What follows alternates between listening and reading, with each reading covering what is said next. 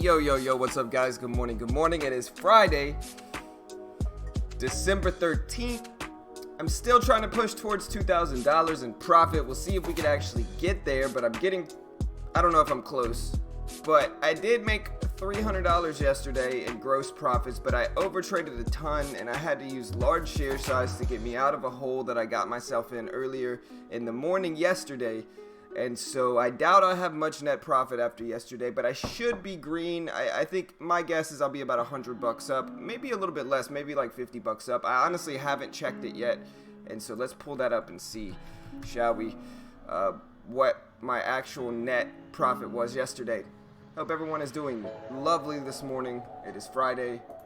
It is December 13th. Oh, man. Yeah, I'm almost exactly break even after $300 win. Man. I did overtrade yesterday, and so no stress. But man, if I want to break my $2,000 goal, I've got to hit like like $750 today. Plus commissions. Man. We got an uphill battle, but I'm going to go for it.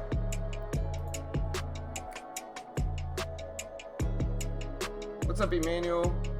What's up, Steven? What's up, Z? What's up, Scott? What's up, Kyle? What's up, I Am Trader? What's up, Jacob? Good morning, team.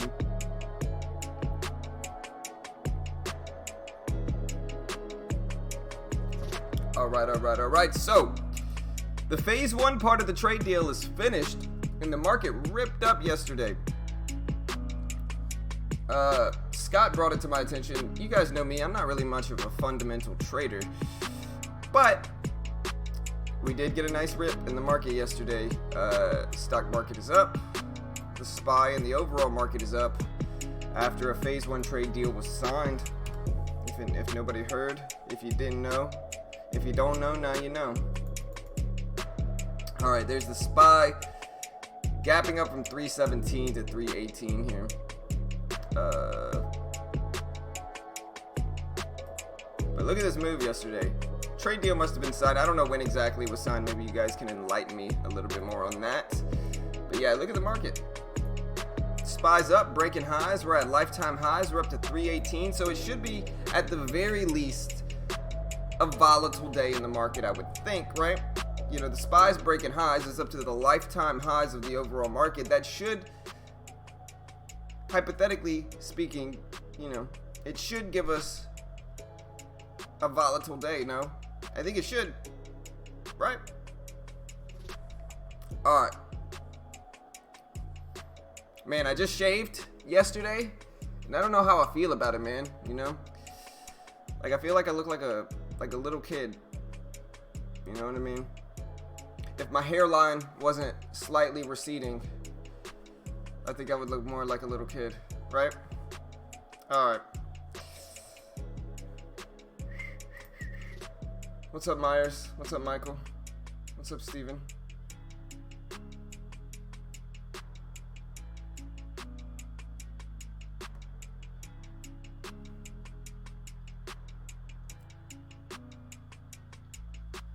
I mean, honestly, I gotta be happy though, because when I ended the stream yesterday, my account was at like $1,050, like $1,050, and so I brought my account back up to the necessary levels here. As you can see, here's my account. $277 in profit. I'll take it. You know, not bad. Barely any profit after commissions, but I'll take it. No, wait, what was my account up yesterday? I'll have to go look. Let me go look. I gotta turn this music down in my head. Is the music too loud? Can you hear what I'm saying? Alright.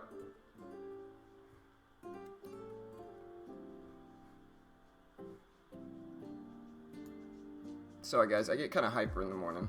You know me. I am the very rare morning person. I love the mornings. I'm up in the mornings. My wife, unhappy in the morning, just mad. No matter what it is, she's just not happy until it's like 10 a.m.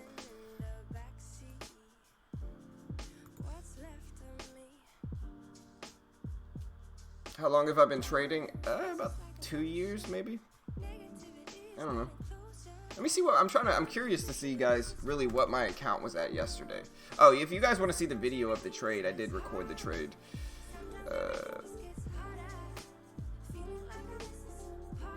Hey, Scott, man, who do you think's going to win the Peach Bowl? You better say LSU. That's all I'm saying.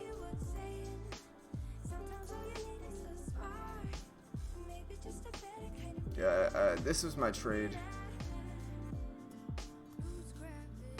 Oh, this is my second trade. I got in 2 trades. I can show you guys my second trade. Here's my second trade. Look. La la la la. There's my second trade. Boom. Taking pictures of it. Recording it.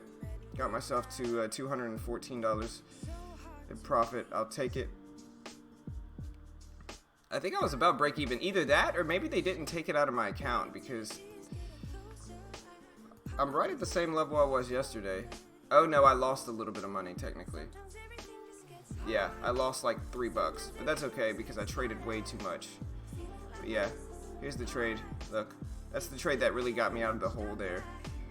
You know, because I was already down a bunch.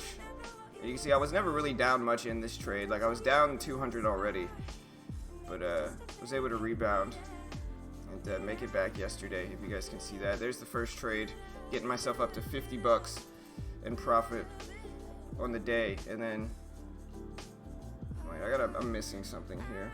Maybe I traded twice here. That's the only thing I can think of. Let me see. Oh, I did. Yeah, and then apparently. Oh no. Okay, that's right. That's my full P&L. I was still only up $50 on the day, and then in order to get myself $200. Yeah, see, I was only up $50 on the day, and then to get myself fully, there's the nice little. I don't know how much I made on that trade. All it was a VWAP bounce on AMD. But yeah, that was my day yesterday. Not a bad day. I mean, I pulled myself out of a hole. The next, what are you talking about, Taylor? What's that? What's quad? What is that? I don't know what you're talking about. Like I said, I'm not a fundamental investor.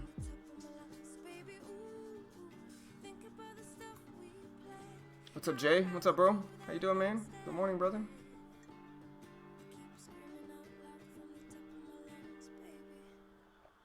Alright, guys. So, yeah, let's go ahead and look at the market. Alright, so first things first. We can run through some penny stocks here, specifically CCCL, gapping up from 80 cents all the way to $1.26. Very low volume prior till today. And this is a former runner. I have traded this one in the past, a long time ago, in a galaxy far away. I've traded this one, and yeah, I'm not going to trade it today. I'll say that. SRPT. Gapping up from $100.47 all the way to $133.21. So honestly, a pretty big percentage move, a 33% move up in pre-market. I love the ones that close exactly at $100. That makes it really easy for me. So yeah, a 33% move. Not bad. Looks good for SRPT. We also have ATNX here, gapping up some, picking up some volume for ATNX. It depends on if this one's tradable or not. It might be. Hopefully it is. I don't think it probably is, though.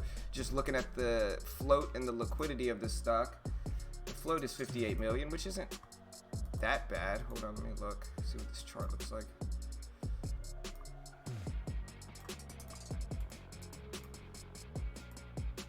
And I mean, yeah, it had liquidity prior till today. I'm crossing my fingers. I could just check it.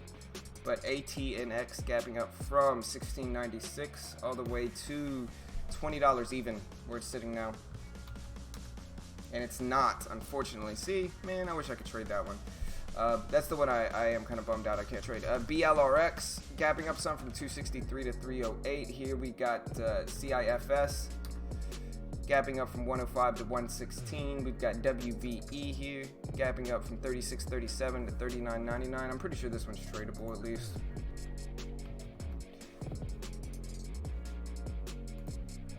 No, it's not. Man.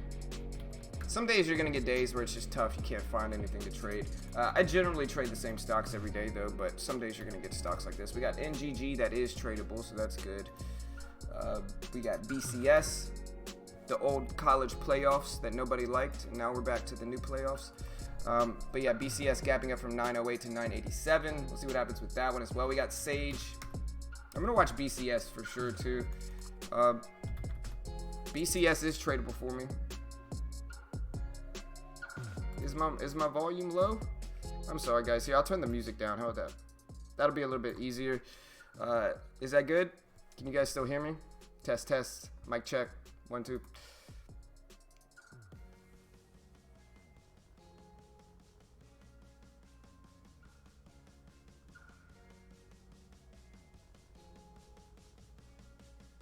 Get out of here with Ohio, or no, with, you're talking about Oklahoma. Get out of here. Oklahoma. Jalen Hurts is not going to carry that team to a victory.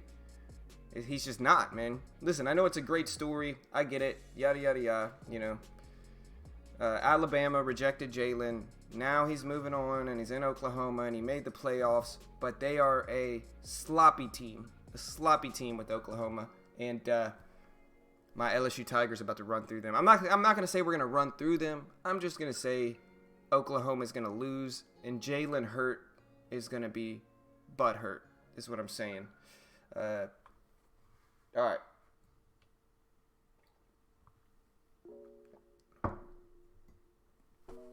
Hey, well, I appreciate you being here on time every day, Jeffrey. My man. But yeah, BCS is tradable, and I am going to watch BCS just to run through that one again. Here's BCS. It's gapping up from 908 to 986. The float in BCS is 4.28 billion, so it is a larger float. We'll see if it gives me any opportunity here to trade it. We also have Sage. Both of those are tradable, and we're going to look at Sage here, Sage is looking solid, gapping up from 72.59 all the way to 78.09, so we're going to keep an eye on Sage here as well. We also have MFGP. Gapping up some from 13.58 to 14.25. We've got XL, gapping up, low volume, boring. TPTX, boring. ITCI, blue. BTI, VOD. BTI looks solid.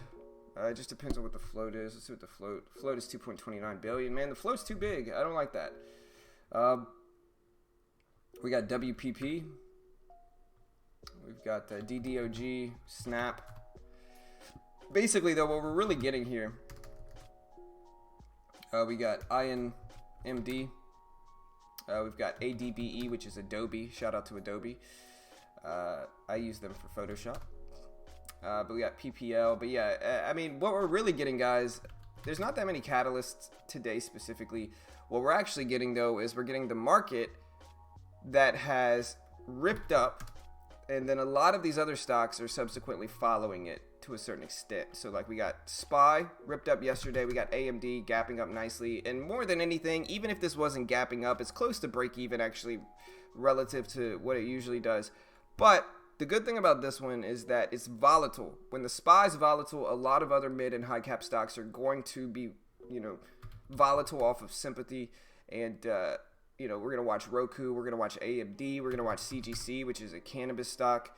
And we're going to try to, attack those as well with the market. We'll go over the news in just a minute. It's almost that time. What's your take on pot stocks now? I think it's still early, man. I think pot stocks have been in a range for a while now, for a few months at least. I mean, yeah, sure, they honestly, the daily chart's kind of ugly. I mean, it's not ugly if you're a day trader. Like, there's trades to be made with these, and it does put in a consistent trend.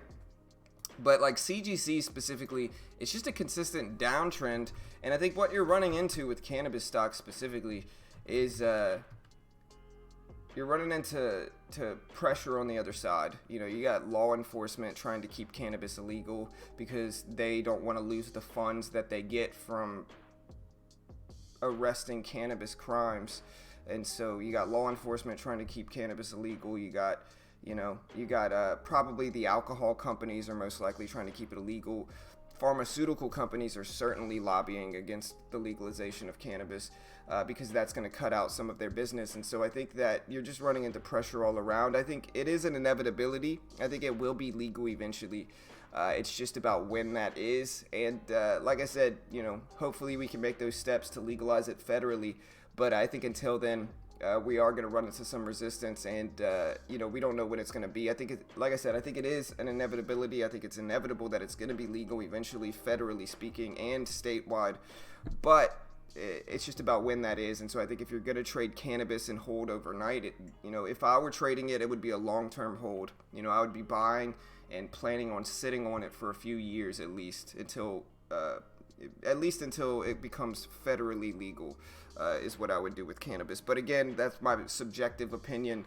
Everybody's a little bit different. You don't have to trade like me, and I'm not sure. I might be completely wrong. Maybe it'll shoot up tomorrow. Maybe it'll crash down tomorrow. You never really know, I guess.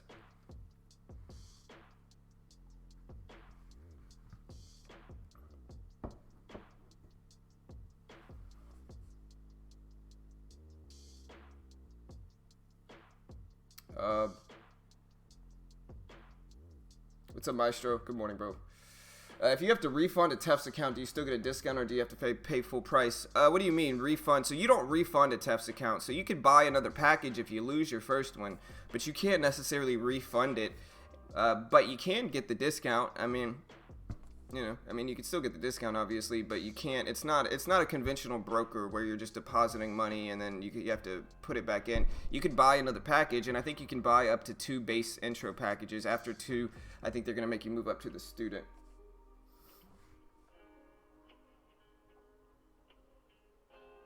Yeah, no worries, Jay.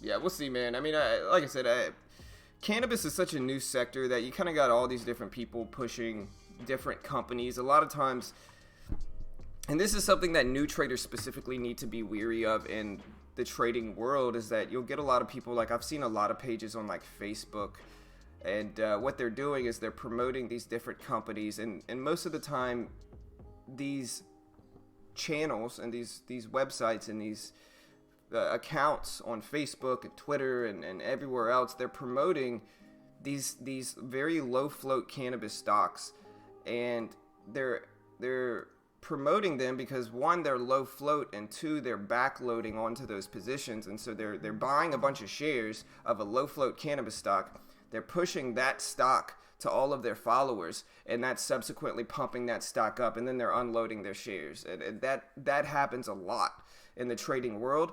And it's another reason why I'm against the entire sector of the trading community that has to do with stock picks. I'm so against that because there's so many ways that people are just taking advantage of naive young traders that in the end, I'm very skeptical of any type of low float penny stock promotion with these channels and these different sectors of the trading community.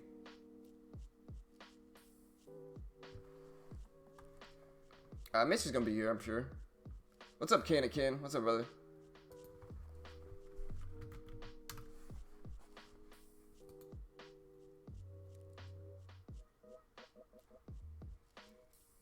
There he is. Yeah, we got mentioned here. All right, I'm gonna start going up some news really quick. First one's first. Let's go over SRPT.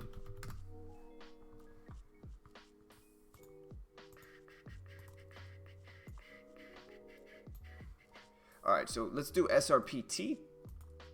And you can see this is just a huge move. This is one of my favorite watches, a big percentage move. I think this one is up about 33%, roughly 33% here with SRPT. And let me check this one out real quick. All right, so the first thing I'm getting right now with SRPT specifically, yo, Mitch, you there, bro? Here, let me make sure I can hear him. I don't think I can hear him. Hold on.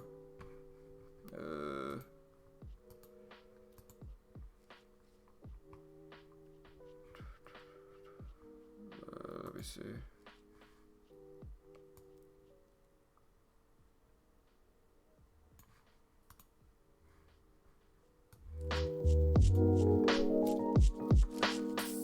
Say something. Yo. Yo, what's up, man? All right, guys. So yeah, so SRPT, this one is up. Let me see. I think Mitch actually just helped me out. So it's up after the company reported FDA approval for the VYONDYS 53 trademarked, which is the chemical galodirsen injection for the treatment of Duchenne muscular dystrophy in patients amenable to skipping exon 53. I have no idea what any of that means, but the big thing here is that FDA approval for SRPT. And so they did get FDA approval. We'll see what happens with that. We also have a few other ones here, specifically WVE, that is since been pushing up with some volume in pre-market. WVE here ripping up, and WVE is Wave Life Sciences. And this one is up after, let me see. Third quarter EPS was $1.48. That was down from the $1.28 EPS. Year-over-year sales were 200, or year-over-year, it was down year-over-year from the same period last year. Sales were $2.93 million, which is down from the $4.493 million last year at the same time. And so, oh wait, let me retrace that previous statement. So first things first. This was actually from November, and this was old news. And so I'm not actually seeing any recent news for WVE. We'll see what happens with it. But we're going to move on from that one. We also have NGG, which is National Grid. And I think more than this one, if this one looks boring, we're just going to skip this one too and go to Sage, S-A-G-E. Because Sage is looking solid. Nice little gap up here from 72.59 to 77.50 for Sage, which is, again, S-A-G-E. I'm not seeing any new catalysts for this one either. We had some news that came out for it yesterday, and so maybe this is related to that. Or maybe this is just related to overall healthcare being on the rise this morning that we'll have to go over in my main market news a little bit later. So yeah, Sage, not seeing any catalyst. If you know the catalyst for it, I think it's probably a sympathy move, but if you know the catalyst, let me know. Blue gapping up, but boring volume. XL, here we got TPXP. DDOG.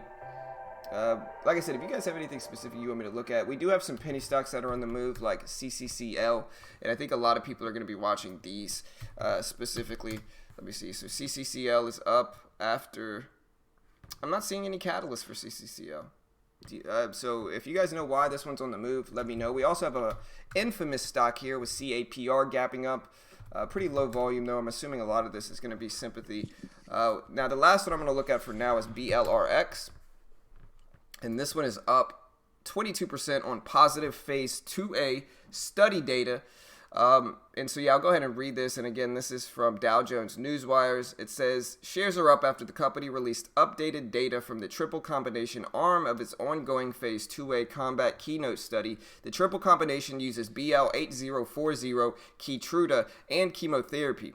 The biopharmaceutical company said 36 out of 40 patients have been enrolled in the study, and 30 patients were evaluable for safety, and 22 were evaluable for efficacy. End quote. And again, that is from Dow Jones Newswire. So yeah, they're basically positive phase 2 news for BLRX. And yeah, I think that's it. We can let Mitch go over what he's going to go over. I don't see too much else that I really like. Aside from just the typical stocks that I usually watch, like AMD, Roku, stuff like that.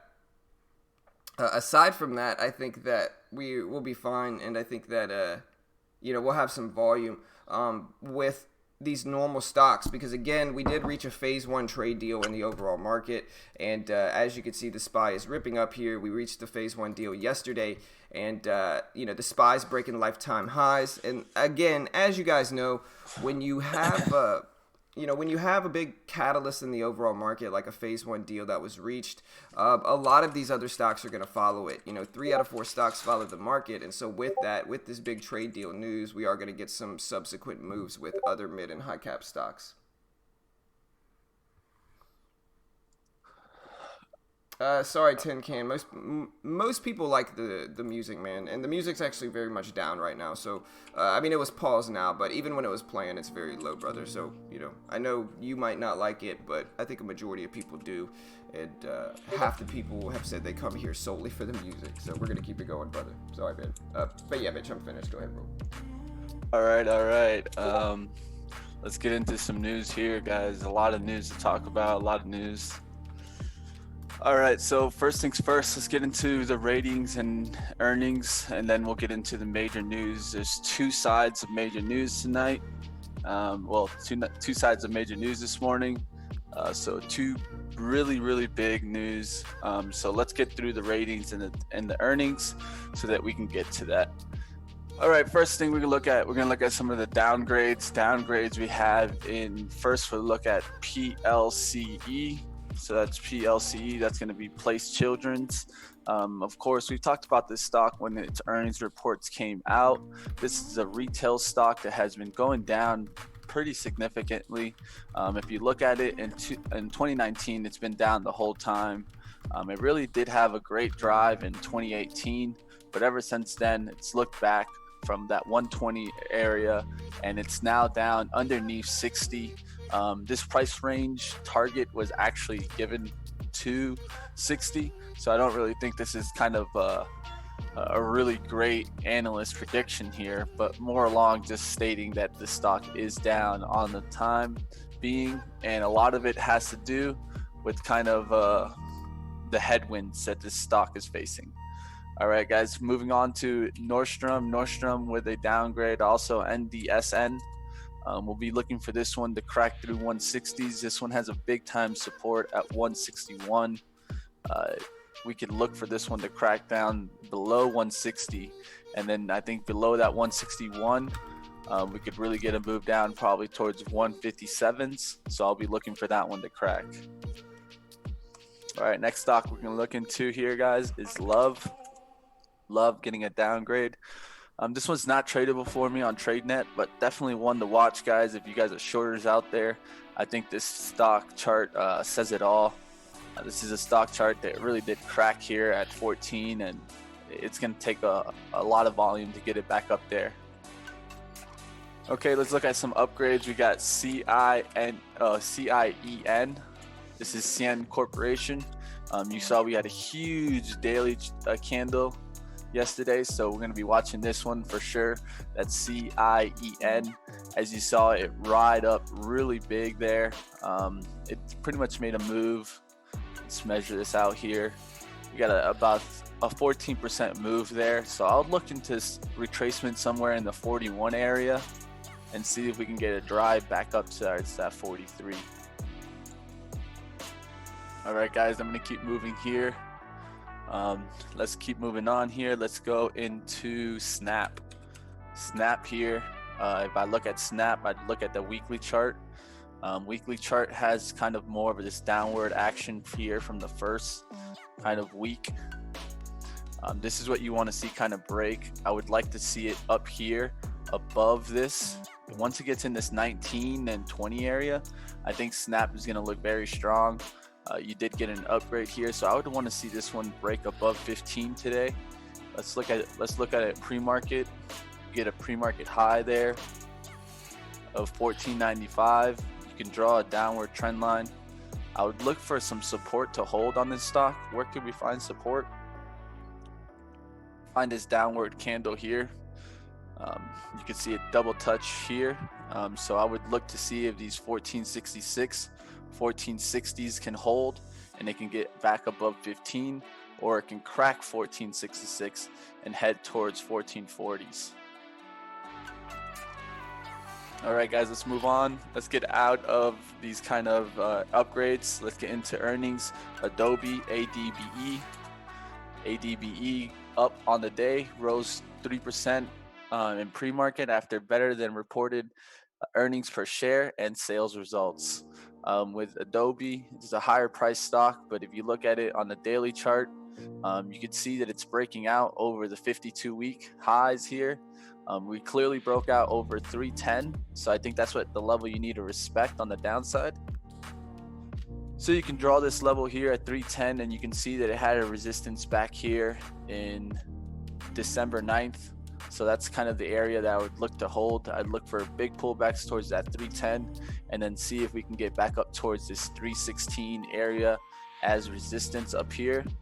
And then from that level, we can move on up towards the next level, which would be the high of this wick here, which is up there to 317.58. All right, guys, let's move out of Adobe here. Let's get into Oracle. Oracle also with earnings. We look at earnings for Oracle. We're going to look at the daily and weekly chart. We look at the daily chart, we can kind of see this bottoming consolidation right here at the 55 area. It kept trying to break out and get above this 57. Since we didn't get above that 57 with this earnings report, you can actually look at it. It actually got hit a little bit here. So I've already drawn out these lines. I'm going to be looking for the resistance of $56 to hold, if not the support to crack down through 54.75. All right, guys, let's get out of. I got one more major earning, the last earning of the year, pretty much. It's going to be the major one is Costco. Costco reported better earnings. Sales were up 4.3% over year. E-commerce up 5.5%, and net sales increased 5.6%. If you look at it on the daily chart, you can see Costco it's a strong driver. This stock has been going really great for 2019. If you actually look at it, early 2019, we had this drop in January that was down towards the 190s, 189 area. And now we've made a move for the year on Costco all the way up here. And it's made a 61% move. We're talking an over $100 move here. And this stock is still riding strong. We'll see if it holds its support levels at 290. That would be the interesting spot to watch. It would be underneath these guys. So if it can get underneath here in the 292s, head towards the 290s, that's what I'll be watching. This is really not one that I trade often, as it's kind of very volatile. As you can see, it makes swings about $2. So you guys can take a look at this one, but earnings did come out with a good beat. All right, guys, I have a lot more news to run through. I'm going to be trying to run through it fast. If you guys want me to stop for any second, just please let me know. Other top news, I have Datadog as D-Dog. All right, D-Dog rose 2.8% after the company announced a new integration with Microsoft. So Microsoft, this is a relatively new IPO, guys. This is coming out with news with a bigger stock. The great thing is D-Dog is tradable for TradeNet. A lot of traders can't trade this IPO, but we could trade this IPO both ways. All right, guys, let's keep moving here. Let's look at Facebook with big news, guys. Facebook getting hit here, guys. What happened with Facebook, guys, is that it actually got hit because a potential FTC might block the plans to merge WhatsApp, Instagram, and other apps. So Facebook has been facing a lot of kind of FTC regulation watch. They're watching Google right now, pretty much saying that Facebook has a monopoly. They're trying to check it out, make sure that there's nothing that is an they get a competitive advantage over everybody else, and they need to make sure that that competitive advantage isn't so big that Facebook becomes that monopoly. All right, guys, other major news we have in Lyft coming out with a ride hailing service, pretty much a car rental. So since Lyft is coming out with car rentals, you could see stocks like HTZ and AVA get hit here, guys. AVA, HTC are going to be one that I'm going to be watching, guys, to kind of get drilled down here. One of the things with ride sharing is eventually we're going to get into this area, I think, where we not only do ride sharing, but we rent cars from each other. And that's really what Lyft is stepping in here. Lyft said Thursday it's testing out a car rental service in Los Angeles and San Francisco and offering unlimited mileage. The announcement did little for its stock, but sent Hertz and Avis shares plunging. Okay, so that's something definitely to watch, and then we'll definitely see. As long with now we can get into the major news. I know a lot of people are putting it out there that the trade news has kind of finished and that we have a trade deal. At least from my knowledge, what Bloomberg put out yesterday wasn't an actual deal. We do not have a signed deal. We have talks of a deal. We have talks of a potential deal being signed. But if you read the Bloomberg report, a little bit further down, it talked about how this was not put into writing. This was all nothing but talk. And until it's put into legal writing and signed, that's when the deal will be done. For right now, everything is bouncing up, looking like it is gonna shoot up, like the deal's done, but we're gonna see. Also, the biggest news that we have also affecting us right now at this moment is Brexit. Brexit could happen as early as next week, guys. Johnson held the vote and was able to uphold that vote. So Brexit should happen within the next following week. So all these ETFs and kind of stocks that have to do with kind of England and Brexit are moving on up. One that you guys can look at is RBS, Royal Bank. This stock is jumping up there from $6 up there to $6.90 and ripping up there. You can look at it on a weekly chart and see that it had a downward trend line that we just snapped. And now we're moving on up here towards the 7 and trying to make a move up there towards the 8. Another stock that you can look at is EWU. EWU is actually an ETF for the United Kingdom. This is the one I'm going to be really watching today to get some drive.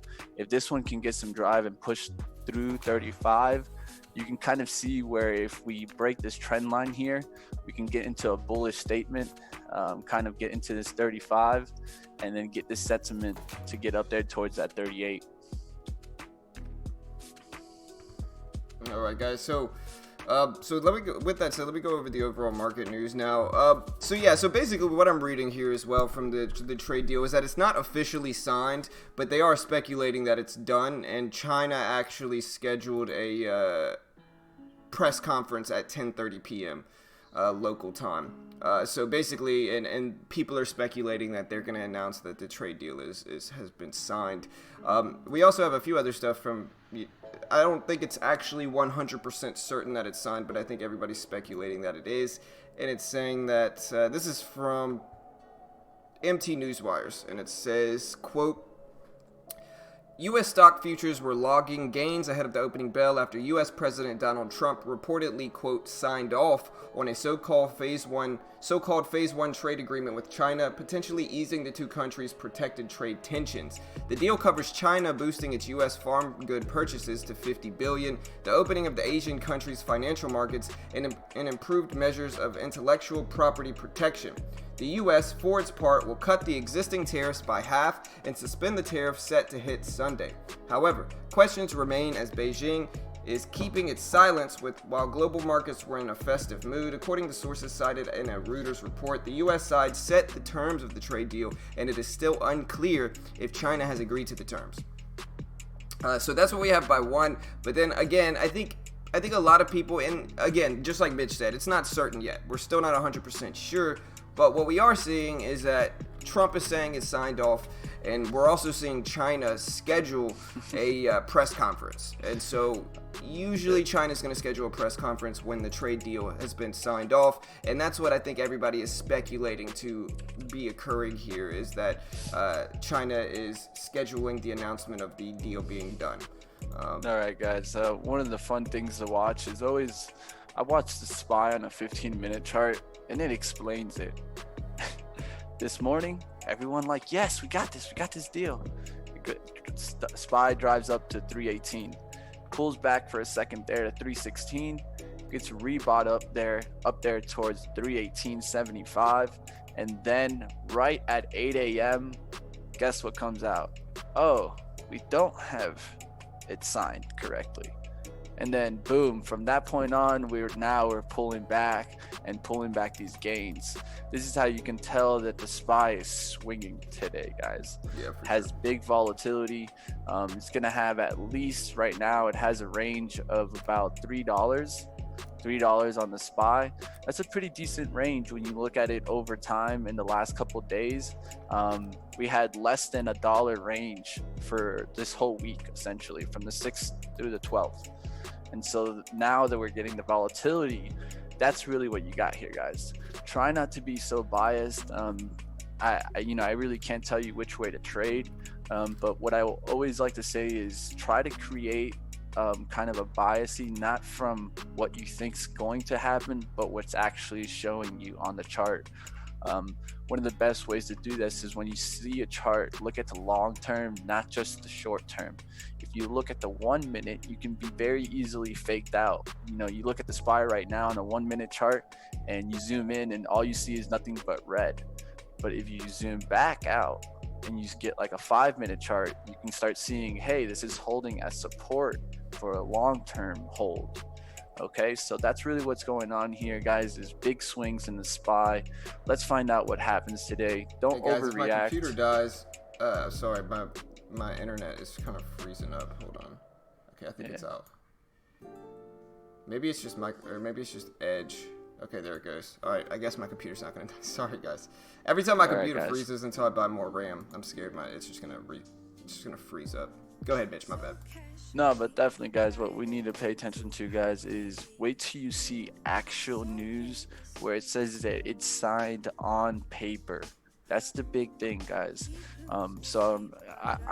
It almost upset me, the news that Bloomberg put out, because it kind of shows you that we can't trust any news kind of publicists right now, because in my eyes, I read it like you guys read it. The Bloomberg report looked like, hey, we got this, it's done deal, let's go ahead and trade off of it. Then you look deeper and it was a fluff piece. A fluff piece. My man Sergio, appreciate the $2 donation, brother. Really appreciate it, bro. Thank you for the $2 donation, brother. Definitely appreciate it. Yep, we appreciate it. That's what we're here for, man. And that's at least what I saw, guys. Is that it was a fluff piece. I really don't care which way it goes, but what I could tell you guys at least is there's a lot of what we call more PR right now than actual facts. Look for the facts, guys. Yeah, for sure. Try to pay attention to the detail inside the article and not the title. The titles right now are so misleading, and that's really what's going on here. Is it's these bought up PRs, these fluff news, and it's even happening to Bloomberg, and that's when I start getting Bloomberg hates Trump. Bloomberg hates Trump. they just don't like it. Usually Bloomberg can be an unbiased source of information, and this is exactly showing what biasy. So there's, regardless if they want to say that they're not biased, that's biasy. When you put out titles like that, you need to have factual background, and they're not having factual background. They're just having talks, and rumors are rumors both ways. They can go plus and they can go minus really quickly. All right, sorry. My wife was banging around in my kitchen, man. No stress. Let's see what happens today, so guys. Bloomberg, it's kind of crazy because Bloomberg hates Trump, and I almost traded in Power Hour yesterday because the news actually came out yesterday before the close, and so you can see that's actually where we got a lot of this rip up was yesterday too, specifically earlier in the day yesterday, and so it's interesting. We'll see what happens. Regardless of whether the trade deal is signed or not, we should get some volatility, which is good for us day traders, and we'll see what happens. It could be fun. The SPY still broke lifetime highs, and I think it's up. It's still up from where it was yesterday, too, so it's close here. But let's see. Like Mitch says, you never really know until ink hits the paper and the trade deal is actually legitimately signed or not. And so up until then, like I said, you got to be very skeptical of anything you hear. One of the reasons why I'm not a fundamental investor is because there's just so much different nonsense that comes out. One of the things Mitch and I were laughing about yesterday was that earning reports are so hard to trade because sometimes the stock will have the best earnings ever and it'll go down. And sometimes it'll have terrible earnings and the stock will shoot up. And so, you got to be careful in the market. I agree with Mitch in that you should just wait until it's actually signed. Wait until we get the full confirmation. I think, like I said, I think everybody is speculating that it is done, and we're waiting for China to have their press conference. But I can just give you the other side, guys. That's what I like to explain, because there's always two sides of every story. And if as an adult, you kind of learn this. There's always two sides to every story. whether it be your side, their side, or whichever side it really is, there's always two sides to this story. Because what could end up happening here is, let's say China comes out and says, no, we're not doing a deal with Trump. We're not going to do a deal with a president that's about to be impeached, and we're going to wait for the elections for next year. Boom. The whole story, that whole fluff piece just goes right underneath, and everyone that's long just gets destroyed. And so one of the things is always understand that there's two sides to every story. We could get the flip here. So what I'm going to be more watching is when we get that sudden burst of momentum. I've seen this in the SPY plenty of times, guys, in my 3 and 4 years of trading, is whenever we get an overreaction in the SPY, we usually get a big pullback after that. So don't overreact. That's my main key here, guys. It's not necessarily that you can't trade these reaction volatile moves, but the real big thing is make sure that you're understanding where the pullbacks could be so that your risk and reward can be correct. All right, guys. So, let's see. We got a few different earnings as well. And let me go ahead and read up the commodities for the market right now as well with the ETF report. Let me go ahead and do that real quick. Let me see. All right. So, just to break down commodities, we can also break down a few energy topics as well. I think Mitch also touched on the Adobe. ADBE, which is up after guidance came out that came in below the analyst estimates. They also put out better than expected results for the fourth quarter and fueled by demand generation initiatives. So we do have that with Adobe, but with commodities specifically, crude is up 0.9%. The U.S. oil fund is up 0.8%. Natural gas is down 2.8%, and the United States natural gas fund is down 3.1%. So those are actually making some big moves here.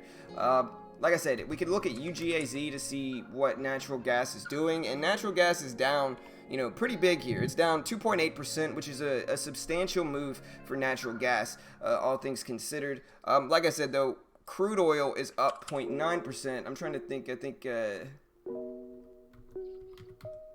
I'm trying to think what the ETF for oil is. What is that one? You can look UGAZ? at DGAZ? DWT, UWT. Yeah, that's it. Appreciate it. So yeah, you can see drip. There's so many. You can see UWT, DWT were up slightly. They're kind of pulling back now from this though. And then we have the U.S. Natural Gas Fund, which is UNG, down 3.1%. So solid big moves here. For gold specifically, gold is up 0.2% with the Spidered Gold Trust being down 2% or 0.02%. Sorry. Silver, which is SLV, is flat, break even basically. And so that's what we do have with that. For consumers and for commodities specifically, we have, for consumers, like Mitch said, we had Costco, COST.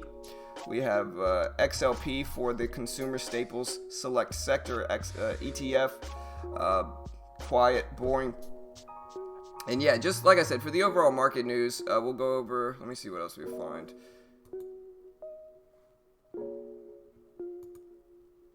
All right, so we do have one that is kind of relevant that says U.S. market awaits confirmation of the U.S.-China trade deal. And this is just basically what I'm going to go ahead and read from CNBC here. As of Friday morning, China has yet to confirm a Phase 1 deal, and the U.S. has offered no details on the agreement. This is all quoted from BZ Newswires.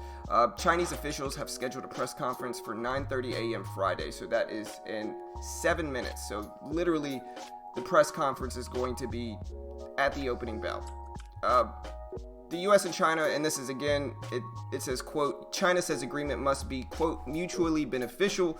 The U.S. and China were reported Thursday to have agreed on a Phase 1 deal. Negotiators from both sides met earlier in the day, and President Trump was said to have approved an agreement that included China buying $50 billion of U.S. agricultural products next year, and the U.S. delaying $160 billion in tariffs that were scheduled to take effect Sunday. Policy details were expected Friday. Friday came, and China had yet to confirm the agreement.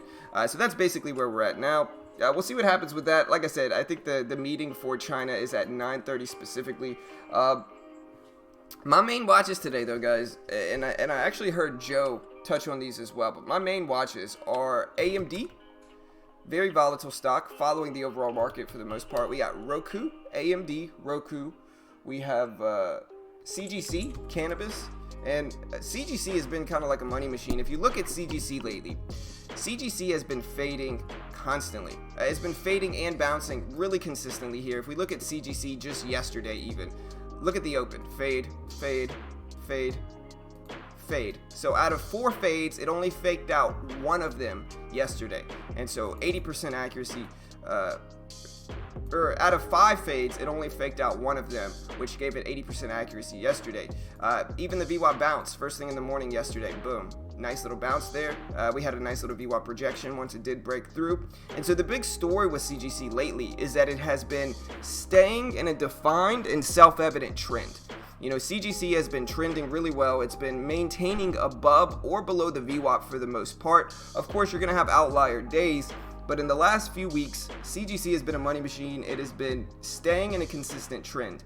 You know, I had somebody comment on one of my videos yesterday, and he was basically telling me that VWAP was useless and that, you know, if I stick with just VWAP strategies, I'm gonna go broke or whatever. And it shows me how little people actually understand. You know, some people are like, oh, it's gonna cross over and under the VWAP. Stocks just cross over and under the VWAP. The VWAP is useless. But it shows they actually do not understand what the VWAP actually is. And the VWAP, ladies and gentlemen, is an intraday trend indicator. So it tells you the intraday trend. And so what does it mean when somebody says, oh, a VWAP's garbage, a stock crosses over and under the VWAP all the time? What does that tell you? That tells you that that stock is in a neutral, even trend. That's what that tells you. We have a class on this that we uploaded a year ago. I'm not going to say any names, but I did notice a guru teaching some of our strategies, some of our risk-reward calculations, and I'm okay with him putting it out there for free. But if he starts trying to charge people for it, I will have no choice but to call him out. But yeah, point is, CGC, beautiful trends most of the day. And maybe this has to do with the overall cannabis sector, but even on this specific day, which was the 9th, beautiful bounce here, beautiful upward trend. And if you scroll back and look at CGC lately, again, it's been a money machine. It's been picking a trend prior to, you know, anything past the 9th. It's been very, very profitable. So really for the last week, and that's been one of my main trades every single day. We also have AMD. I have to look back and see how I've been trading AMD specifically, but I will be watching AMD. I will be watching Tesla and Roku. I've been trading those a good bit as well. Beautiful VWAP bounce on AMD with some volatility there as well, a little bit later on in the day. But with AMD, it hasn't been picking a trend as well as CGC specifically. And so we'll see what we get in the overall market team. We'll see what we can get. Should be a fun day. What's up, Sergio? Hey, thank you, sir. You shorting Roku? I don't know. I tend to get into a reactive state, not a predictive state. I try not to predict what's going to happen at the open. I think a lot of the time trying to predict what's going to happen in the stock market is kind of like a coin flip. I think reacting to what actually does happen and then taking advantage of it is probably the way to go for traders. But again, everybody's a little bit different. You know, one thing I've noticed, and again, we got into it with the guy yesterday, but the more somebody thinks that their way is the only way, the more somebody thinks that they are the only person that can be right, or that their way is the only way, kind of shows how little they actually know about the stock market, because it's all preferences, it's all subjective. Everybody can make something work. Anybody can make something work. It doesn't necessarily mean that if I'm doing it correct, or if I'm doing it one way, that's the right way or the wrong way. What's up, Seth? What's up, bro? Yeah, I've been trading CGC, man. You know me. I've always traded CGC. What's up, Jono? What's up, brother? Nice, man. Nice, bro. Congrats. What's up, Seth? Like I say, guys, hit that subscribe button. We got 250 plus people in here. Hit that subscribe button. I will be trading larger now. Like I said, you guys saw me trade yesterday. Pretty big size. I'm going to be doing the same thing today. So stick around. Hit the subscribe button if you haven't already. Click the bell. Turn on notifications. Let's get this thing rolling, team. It is beautiful Friday. Weekend's coming up, and let's try to make some money today. Like I said, I'm going to try to make some pushes. We're going to go for it today. Like I said, I'm up about $1,300 in net profit in this account, and I'm still going to be pushing for more here today. Wish me luck. Like I said, if you see me trying to trade small today, call me a wimp, make fun of me, yell at me, do whatever you can to make sure I don't trade like a big wimp today. And yeah, we'll see how that goes.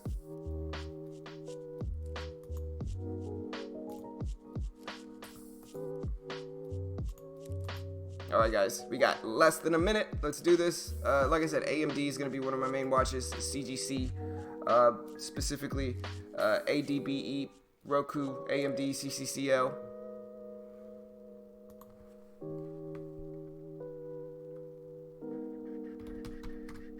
I have it. One stock that I have basically given up on is SQ. And now I've traded SQ a lot in the past, but SQ has just not been favorable for me lately. And looking at the chart, it makes sense. Like, look at this thing just cross over and under the VWAP. It's not picking a trend well, and when a stock doesn't pick a trend well, I basically can't trade it. It's just not, it's not favorable.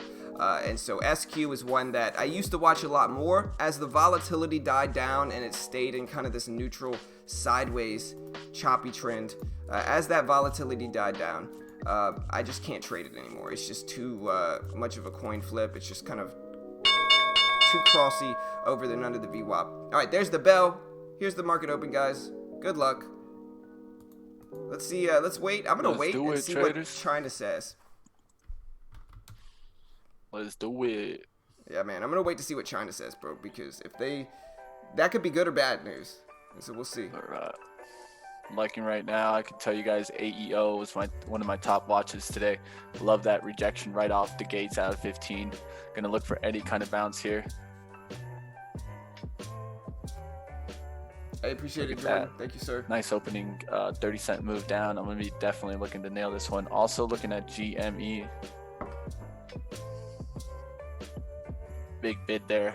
1450s just got nailed. 100,000 shares. This is why I was watching this one out the gates, guys. It just got flushed way too fast there. Looking for a bounce. Sid said, hey, John, just dropping by to say congrats for that big gain you posted yesterday. More success already off the trade latest. Yeah, bro, appreciate it, man. Thank you, sir. Good luck. All right. All right, so like I said, I'm kind of I'm gonna pull out a chat here in Benzinga. I'm gonna pull off a chat because I'm also gonna put 3 charts up instead of 4 because maybe that'll help not slow down my computer like it's been.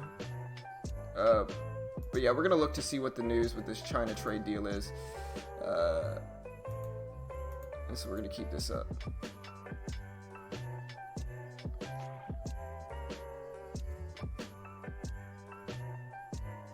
Alright, so yeah, guys, like I said, if anybody wants to let me know, I'd really appreciate it. I can't actually play it because the sound would come through the computer. CGC boosting up there. CGC, good boost. And honestly, we got a lot of new subscribers. Robert, shout out to the new subscribers here. We got a lot of new subscribers in the last 10 minutes. We got Robert, we got Raul, we got Parsival, which is my man from Ready Player One. We've got looking for 64s for AEO. So appreciate the love, team. Appreciate the love. Like I said, let me know what happens with this China trade deal. CGC pulling back.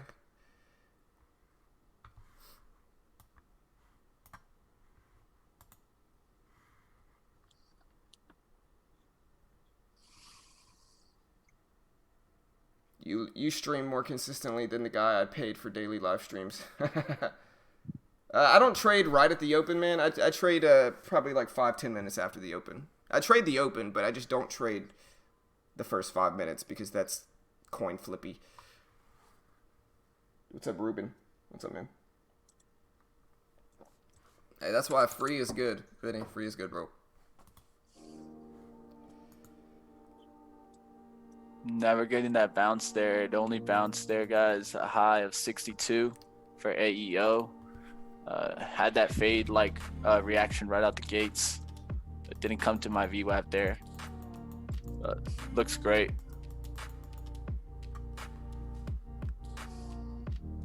CGC, beautiful bounce at the VWAP here. Watching CGC. Called that one out on the nice breakout there to 2190s. See if we can get a bounce in AEO, but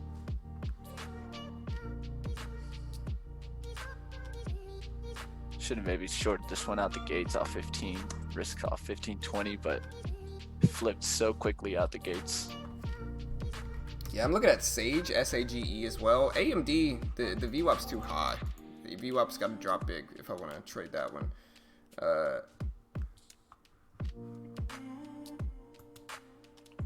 AMRN pushing up there.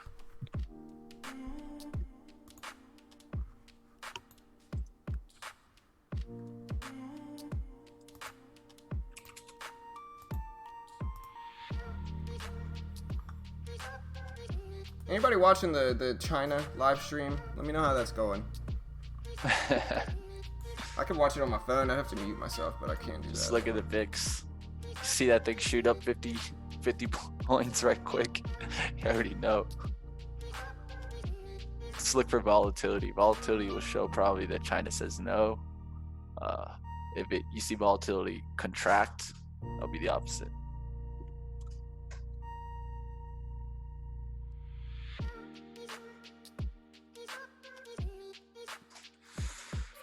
Getting no bounce in AEO. A little frustrating because I really wanted to nail this one, but if we don't get no bounce, can't short.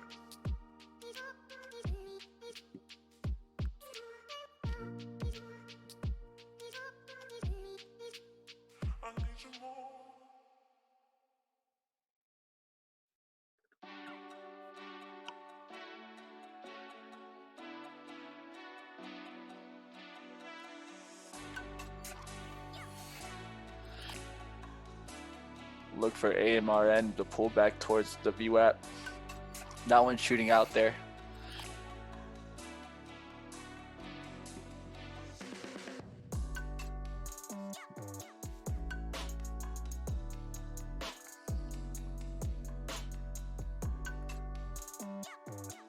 Chewy shooting out there too, guys. You guys can look at Chewy.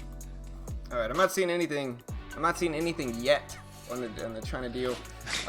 My man watching it like a hawk. Yeah, man. Honestly, I'm scared to trade until we get something. I don't want to stress it, man. Don't stress it. Just take small risk. Yeah.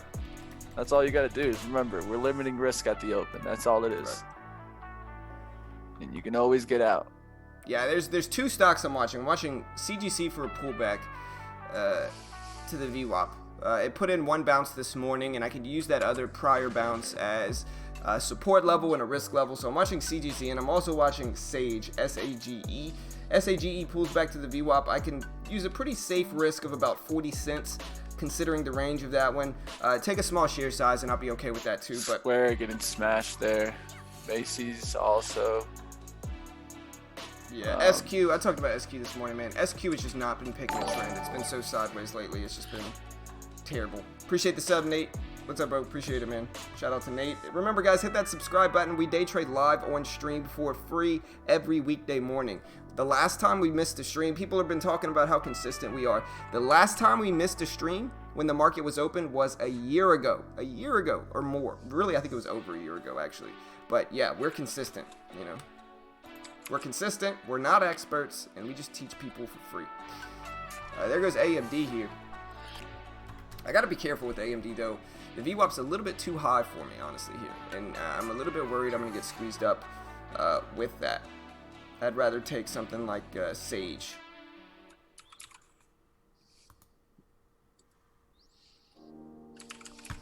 Sage, I have a chance. I'll jump in with like 20 shares. Maybe 15 shares, actually. Oof, look at the spread on this one, man.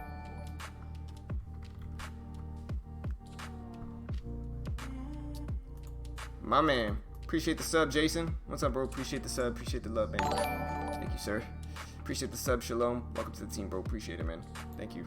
All right, so we did get a drop. I'm in Sage with tiny share size. Like I said, I'm trading small until we get some type of news from the Chinese press conference. That's what I'm doing right now. So you see me trading small. That's all I'm doing. Appreciate the sub, Jason. Appreciate the sub, Shalom. Appreciate the sub, J-Rod. Appreciate the sub, Nate. What's up, guys? A lot of subs really quick, so appreciate the love, team. We got Sage here. We're getting a quick little rejection here with Sage. It's not looking bad. We'll see if we can get it down to 74 or not, but not a bad little baby trade. Little baby trade until we get that news from China. ideally, we'd like to see a much larger breakdown here.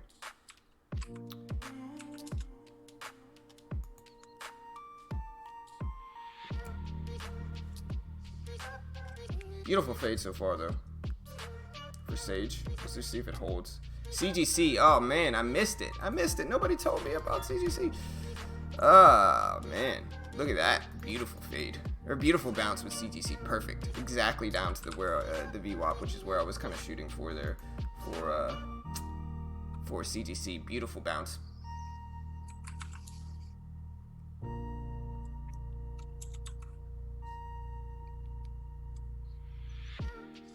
Alright, so we do have a low test here for Sage. And now, we do have a range. I think my win right now is so insignificant, I'm just going to let it work, see if we get a much larger breakdown, specifically under $74. If we get a breakdown under 74, it should be a great trade. And if not, I think I'll be fine, regardless if it does squeeze against me.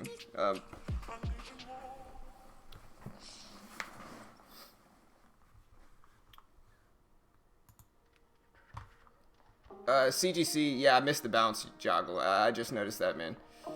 I missed the bounce. Beautiful bounce too on CGC. It would have been a long, Kevin. It was the VWAP bounce I was talking about 2 minutes ago. I was like, hey, I'm gonna look for CGC to bounce right there off the VWAP. All right, so we are getting a move here for Sage. We are getting a test of the lows, and like I said, I think I'm just gonna let this work now. We get a breakdown to 73.50. It would be great. And we're gonna trade it easy and trade it small here. Beautiful, beautiful. Look at this move.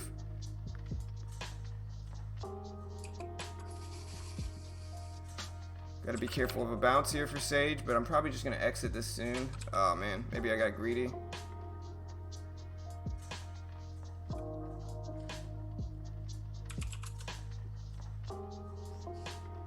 We did get a lot of volume come in, pile in right there. Give it one more second, see if we can test those lows again. We do have this $50 here at 73.50 that we have to watch. All right, looking to see if AMD can bounce really quickly here to 42.22s. They could go off of 42.32s. Beautiful. Beautiful breakdown here. We'll see if it bounces.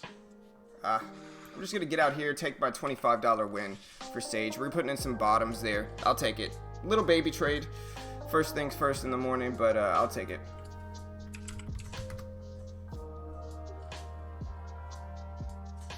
Not bad with 15 shares, huh?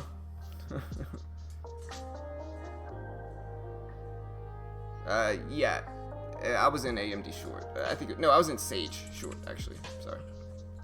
All right, one that's breaking out is Chewy, guys. Chewy with a nice breakout there.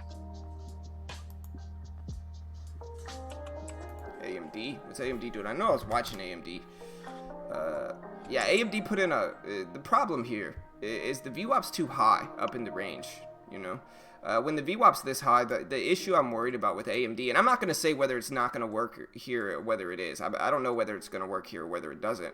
I know the issue for me, specifically when I trade stocks like this, is that when it gets up here to the VWAP, if we're pulling a fade, the previous high of the day is so close to that if it does squeeze against me, a lot of the time it's going to really get squeezed up, and it's just going to squeeze up, break the previous high of the day, turn into a red to green move, and it's going to be a much bigger loss, especially if it breaks this 42.30 level. And so there's a few things I don't like with it. One, I would have to use that previous high of the day as my risk, that opening high as my risk, which I usually love doing, but in this instance, it's just too close, and there's too much of a chance that it's going to squeeze, if that makes sense for AMD. Again, I'm not saying whether it is or it isn't going to work here. I'm just saying that for me, it's just a little bit too close to pulling a red to green move on AMD right now. Maybe right, it's going to drop. VWAP bounce play, CRWD. CGC breaking under the VWAP too.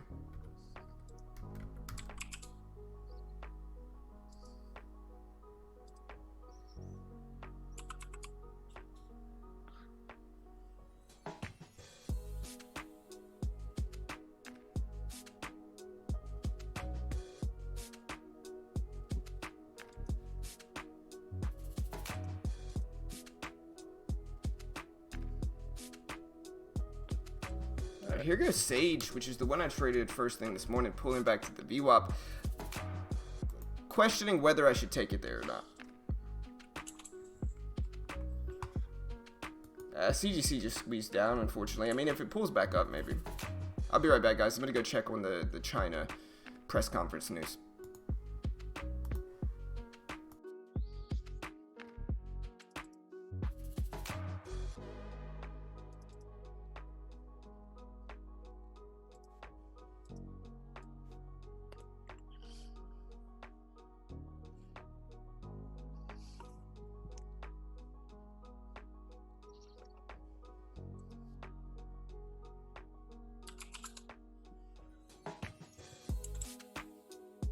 Alright, so I do have some news. So the news hasn't dropped yet, but the press conference has been pushed back to 10 a.m.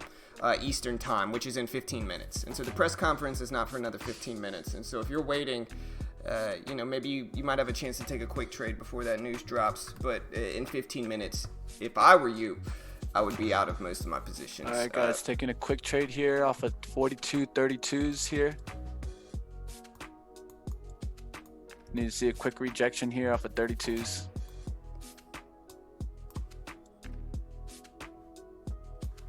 There you go.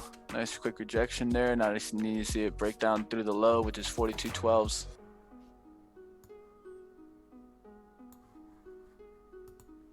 There you go. Now 22s, 21s, 19s. Let's see it flush through that 42.13 here. There's also one way I will take AMD, and that is if AMD gets rejected back below this 42 level, I'll probably consider AMD there as well. But again, if I do take any of these trades, I need to get it in and out very quickly before this Chinese press conference, because especially if I'm short, if they put out news that they reached a trade deal, then my shorts go bye-bye. So I gotta be wary of that for sure. It's all good. We got this. Yeah, we got 15 minutes. We got time. I usually don't, that's plenty of time for me. All right, guys, 30's the out here, guys. It's risking 3 cents for this breakdown. If it breaks down, it breaks down. If not, just get out immediately because it could squeeze the third resistance try of VWAP for AMD. So they're just going to break down here and give us a nice profit at 42. Or you're it's in going to AMD. squeeze out. Oh. Yeah, I did a quick trade here. Okay. 200 shares. There goes CGC ripping down here, breaking under those previous one lows. that I missed, man. I was looking at it. HTZ just tanked there. I like that one, but I'm just too busy paying attention to AMD. Yeah, I don't mind HTZ AMD. Was looking at it for it to go down because of that lift news. That one broke down 1543s really well there. Yeah, I really don't mind AMD, especially if it gets rejected under to 4204.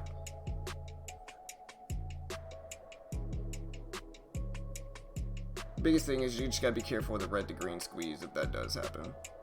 Yep, that's why I got into the top of the candle, guys. 27 is my entry. Gonna watch CGC, see if that one starts to pick a trend here too.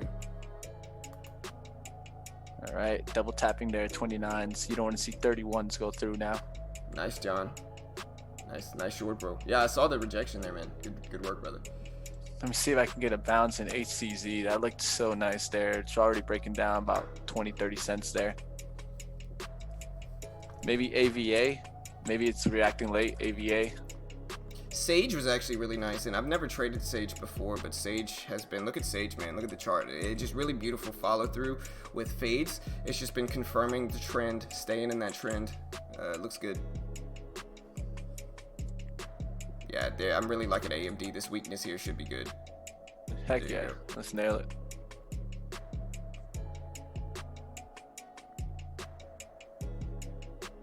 There you go. Nice crack there. That's what we wanted to see crack. Those 13s, 15s now. Hey, appreciate the sub, Zombie. Welcome to the team, bro. Appreciate the love, man. Appreciate the support, bro. All right, guys. Gonna take 150 off into this momentum move towards 42. We want to see it move towards 42 here. There's 4206s.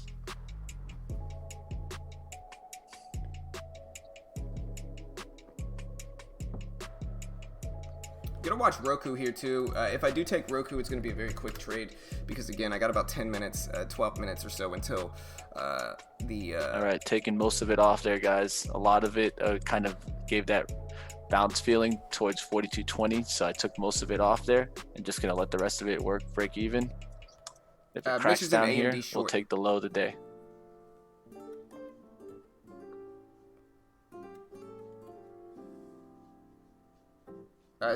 What's up, Sid? Hey, appreciate the love, man. Appreciate the support, bro. I saw you drop by to wish me luck, man, and tell me congrats. Thanks, brother. Are you long biased or short biased today? I wouldn't say I'm picking either direction today. I think that it just depends here. I haven't even looked at the SPY, to be honest.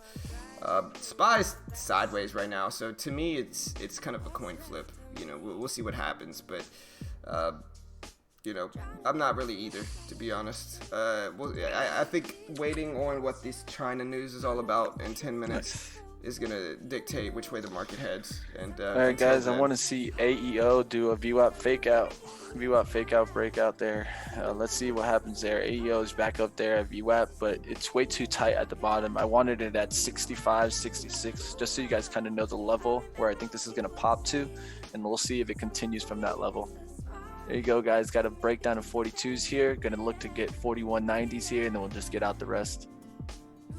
But yeah, like I was saying, I think with the SPY being like it is right now, it's just kind of choppy and sideways, and waiting for the market to actually pick a direction. Once we get this trade news in 8 minutes or 10 minutes or so. Took it off there, guys. Not a bad trade.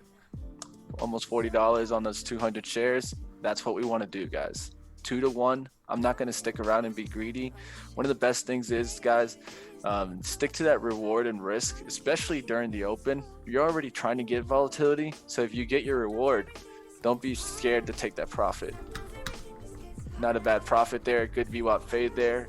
Got in at the VWAP.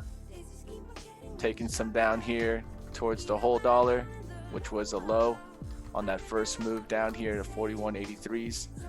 I have no problem taking profit there. Not a bad trade.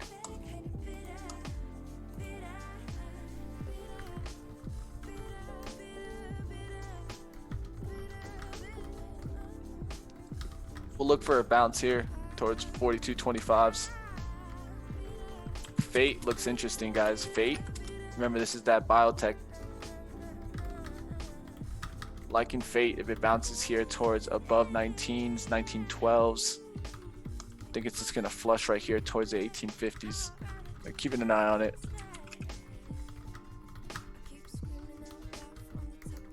AUPH struggling also, but just got 30,000 shares put on there at 815.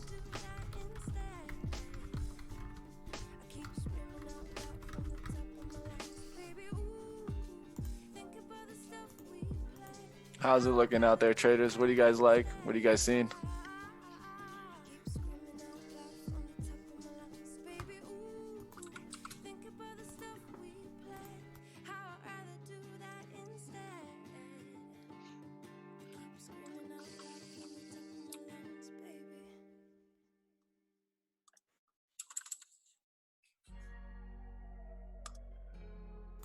Alright, guys, yeah, I'm waiting for Roku to pull back some. Like I said, the Chinese press conference is supposed to be in 8 minutes, and so we'll see. If I do trade, I'm going to want to get in and out very quick before that news. Again, though, I am trying to trade a little bit larger today. I don't mind jumping in with a few shares here just to have a fun little trade with Roku. I might have missed my chance, but I'm in with 20, or no, I'm not in yet. Maybe 10 shares originally here. See if we get a quick rip up. Very small trade though, just 10 shares, and see if we get a move back to test those highs, and I can maybe add another 10 or 15 as it drops down. But I do want to get out within the next 7 minutes. I do not want to hold through that, and so we'll see what happens, but that's what I'm looking at right now. Looking for a bounce to the VWAP for Fate, guys. Fate is starting to dip there. I like it if it bounces to VWAP. Hey, appreciate the sub, Tom. Welcome to the team, bro. Appreciate it, man. Looks like I got the bottom there on AMD, so I like the whole dollar getting out the base hit there, not trying to get a home run there, taking a great base hit. Gonna look for that one to reject 25s. If it gets above 25s, it can easily squeeze and get up there to 42s in a hurry. So let's see what happens at that 42.25 price level for AMD. I'm also looking at MU setting up with a bull pennant there. So let's see what happens with the bull pennant. It has a hold at 51.17. I would like to see it hold VWAP there at 51.30s, not get below VWAP again, and then squeeze out with volume. But we need to pay attention to the volume and the levels of bag buyers. CRWD was one I was looking for a VWAP bounce play in. This one still looks good, but has a relatively big. We are getting a rip up here with Roku. I might exit my position here, getting very close to it. I'll wait, but if we get a move up to like 35, 40s, I'll probably just get in and out very quickly here because one, if it pulls back, I don't want to necessarily wait for it to test these levels again, and I want to get out before the next 5 minutes for the potential news from China coming at 10 a.m. Eastern time. And so I'm only in with 20 shares. We'll give it some time. All right, guys, looking for a pullback here to get long some in CRWD.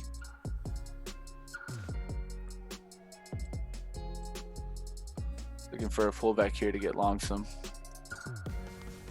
I like that breakout there. I saw the volume build in there at the 55s there. We also got AMD pulling right back to the VWAP. That one looks interesting. See if we get this pullback here underneath 40s, and I can take a shot here.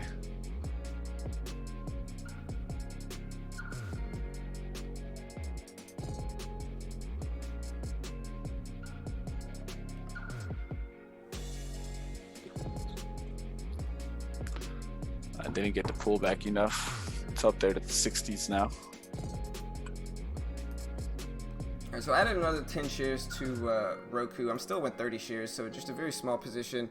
Hopefully we get the bounce at the support level, but if not, I'll just get out. And there's a breakout there. CRWD guys called out this VWAP bounce play potential. This was a 10-cent risk, and you could have got a almost 50-cent gain already on that move there. Great VWAP bounce play. This is one of the highest played right now strategies that we see out there. And it's the VWAP bounce, especially when it does the red to green. You got the red to green VWAP bounce here on CRWD.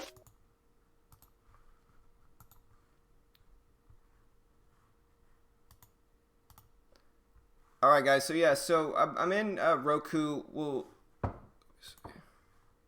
see what happens with it. I'm still looking at AMD though. We'll see if it can pull back some. AMD's right up there at the VWAP now. I'm still considering about whether I should enter that one or not. And it looks bad. It doesn't look bad with Roku here. If you look at Roku, I'm just trying to get into this VWAP bounce play. We'll see what happens. It's pulling back more and more, but we do have less than 4 minutes. And so I do have to take that into consideration before I do it. So we'll see what happens. Not a terrible trade. I might add 10 more shares. But again, I want to be out within the next 5 minutes or so with this one. I'm in with 40 shares now, fully with Roku. Hopefully it squeezes up. If not, I might hold the rest break even. I'm still up slightly in this account, so we'll give it some time.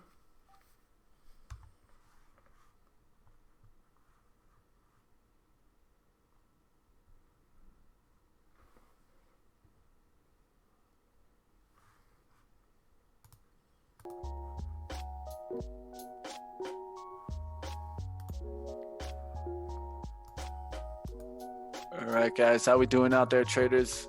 What are you guys liking? What are you guys seeing? What's going on?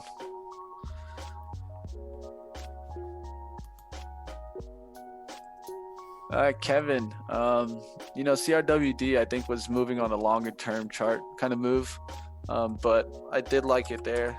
I just wanted it more at the 40 pullback. Wasn't paying attention to it when it was at VWAP, but making a move there to the resistance, which is 47.80. That's the measured move. Pull back towards probably 47.50s here, and then you could see a continuation if it gets that volume for the pullback. All right, we're getting squeezed down in Roku. I'm probably just going to jump out here, keep it small. So yeah, I'm out.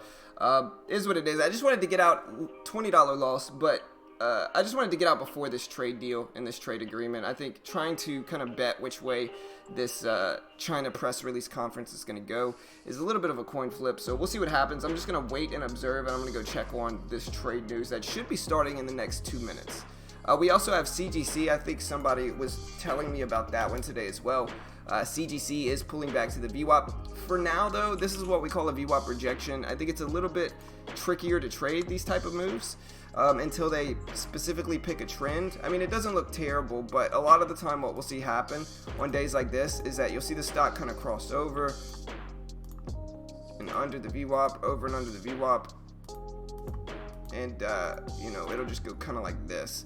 And so I don't want that necessarily. I'd prefer to wait for the stock to confirm a trend. And so if it rejects here and I miss that trade, no worries. I'm not going to stress about that one. I'd more so rather it confirm an actual trend first. So we'll see. But AMD, on the other hand, doesn't look bad. We're watching this one as well. I'm going to let it test up here one more time to 25s, 27, and I might just re-short it at the same level. Yeah, just be careful because the trade talks could influence the market in like a minute or two. Even a squeeze there. And one of the things is I've been limiting my share size, so I don't really stress it at all. Squeezes are not going to affect me as long as I'm able to focus on the levels. John, where do you check news? I look for a bounce here. I use Thinkorswim, Benzinga, Squawk to check news. I use Thinkorswim and Benzinga. Thinkorswim users have free Benzinga Squawk, which breaks down the news. Squawk. All right, AEO getting up to that level that I want to see it reject from. That's 66. There's a rejection for AMD. Looking for a bounce here. Need to see a rejection off 27s, and I will nail on to it again. I'll be right back, guys. I'm gonna go check to see what's going on with this China announcement. So I'll be right back. I gotta hold myself back whenever I hear that word.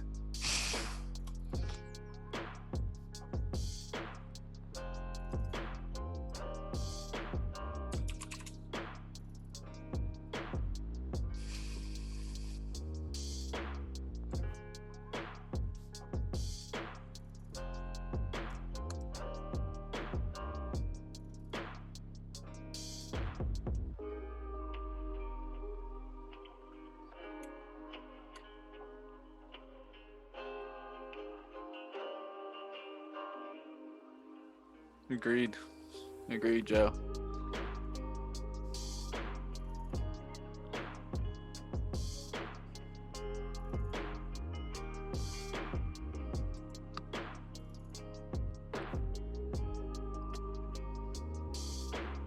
All right, guys, here it's going to try this 27s and 30s. Let's see what happens with AMD here at 27s and 30s. See what the volume that comes in there. There's 27s, 28 showing up.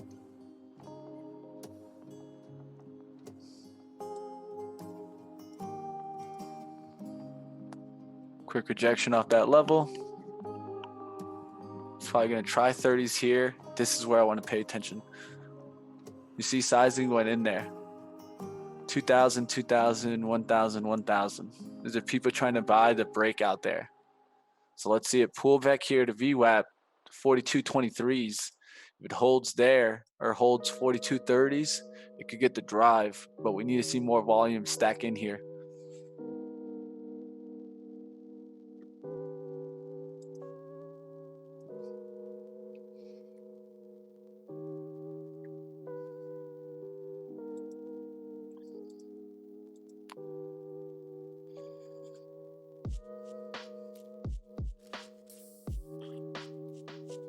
All right, AMRN breakout there, guys. Breakout on AMD there. So I'm reading. I'm gonna go ahead and read what I see right now. It says China says first trade negotiations did achieve major progress. I'm reading on the rest of this.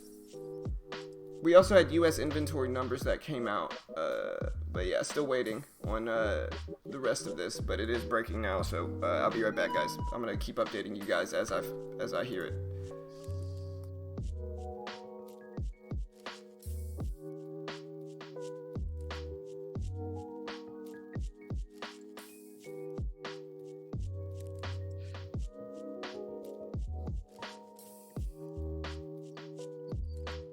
All right, seeing an AMD and MU breakout, guys. I don't know if you want to buy those breakouts, but there definitely was a breakout there.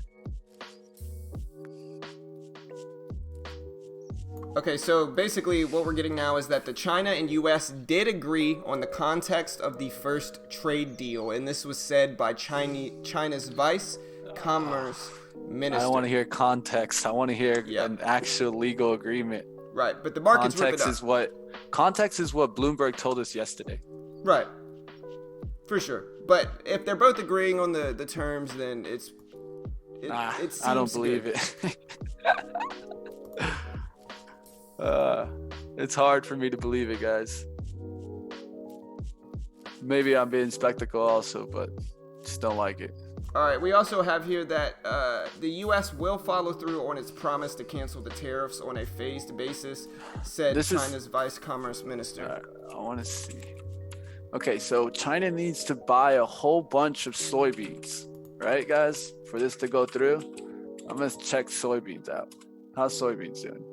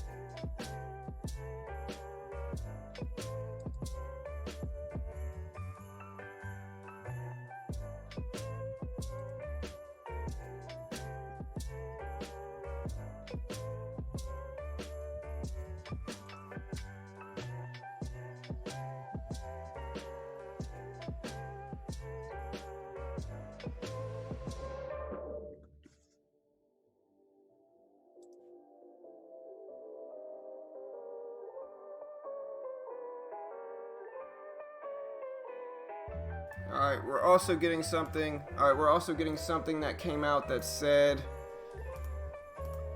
the trade deal is to further protect foreign firms' interest in China.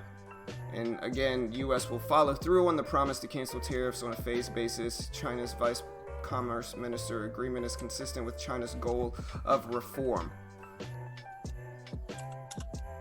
All right, so it sounds like they've reached the agreement. And so yeah, it looks like it's done. I like that. That's how it is, man. It looks. Let's get it. We're getting the news. We're getting the spike in the SPY up there now, 318.50s. You're getting the downturn in the VIX, so that all looks good. So let's continue and seeing what happens here, guys. Will be interesting. That's for sure.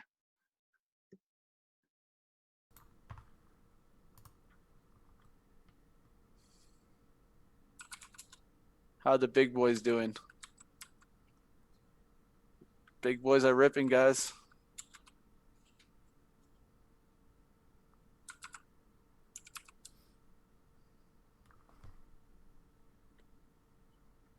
So yeah, I mean, yeah, Mitch. Basically, I mean, China and the U.S. did agree on the first part of the trade deal. Is basically what it's saying, and which means it's basically done. If it wasn't agreed on, then we would have some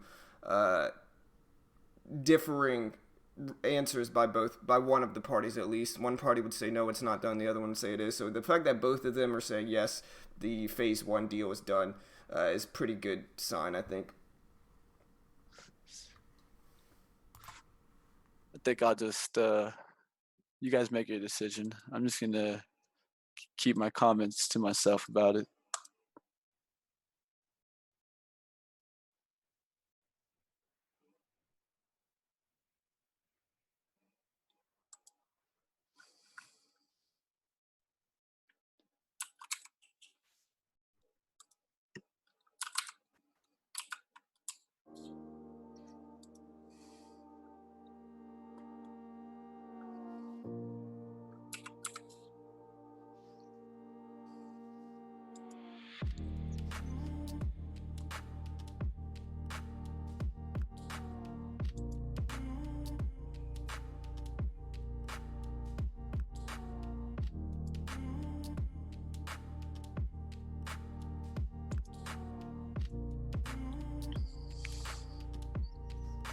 Yeah, Keenan, if you want, yeah, Keenan, if you want my trade idea settings, just let me know. Just message me in Discord, bro. I got you. I can send them to you.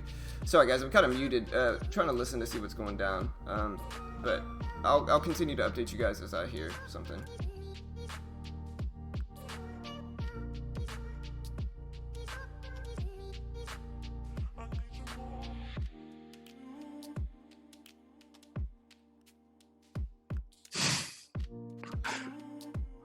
I'm getting horrible translation. Yeah, this is what I do have this. It says the trade Are you deal watching this? It says, well, I'm getting one that says the trade deal is to further protect foreign firms' interest in China trade deal, to boost the confidence of global market, to protect Chinese legal firms in dealing with the USA. They're going to increase imports from the U.S. and others, to implement follow-up procedure as soon as possible, and they agreed to complete the last stages as soon as possible. So yeah, China Global Times says the deal text includes 9 chapters, including IPR, tech transfer, food and agricultural, financial services, exchange rate and transparency, expanding trade, bilateral evaluation, dispute settlement, and final agreement.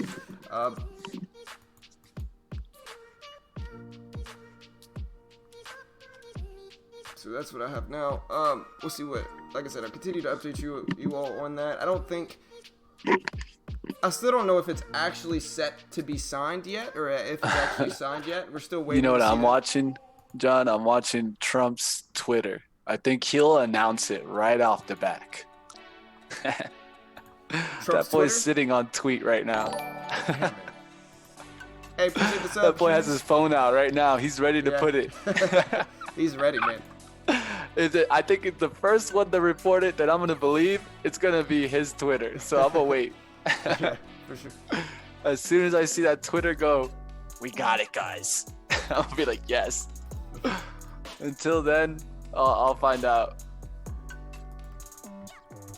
There's our Discord link right there in the chat. Appreciate the sub, Hughes. What's up, bro? Appreciate the sub, man. Like I said, also in the chat, guys, if you see that, if you want to help support us, everything we put out there is free. We live stream for free every weekday morning on YouTube.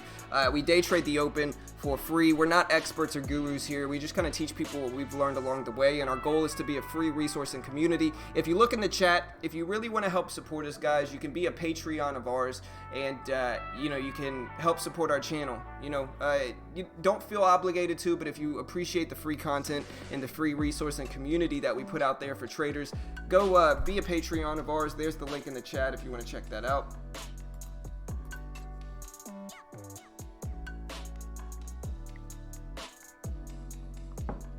Uh-oh. Here's the question. It says China is to boost U.S. imports of energy, agricultural, pharmaceutical products, and financial services. China's Vice State Planner head has said.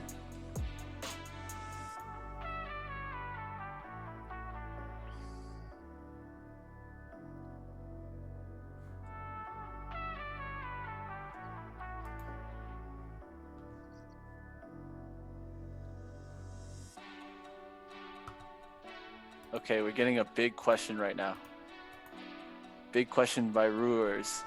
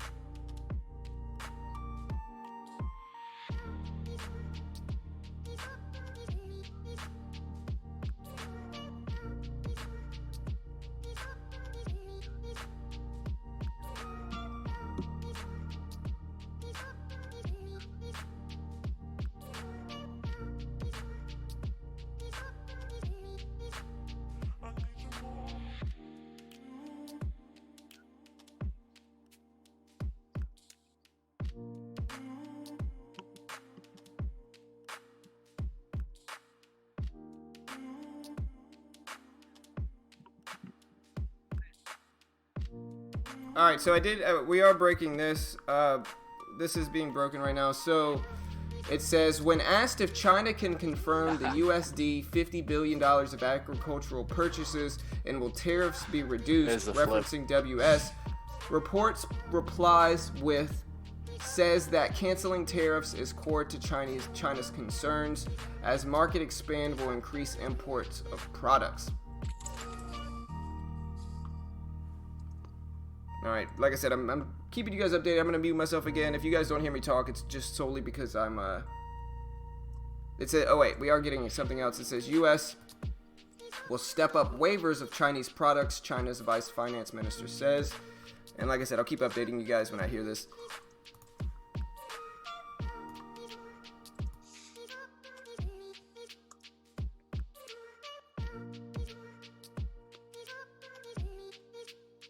All right, guys, long the VIX, long the VIX. Have a stop put out there right underneath it at 13, guys.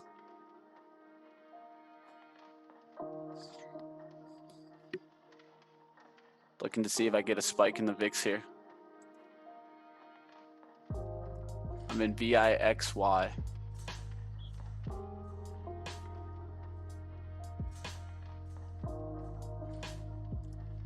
All right. Just gonna keep a close eye on this one, guys.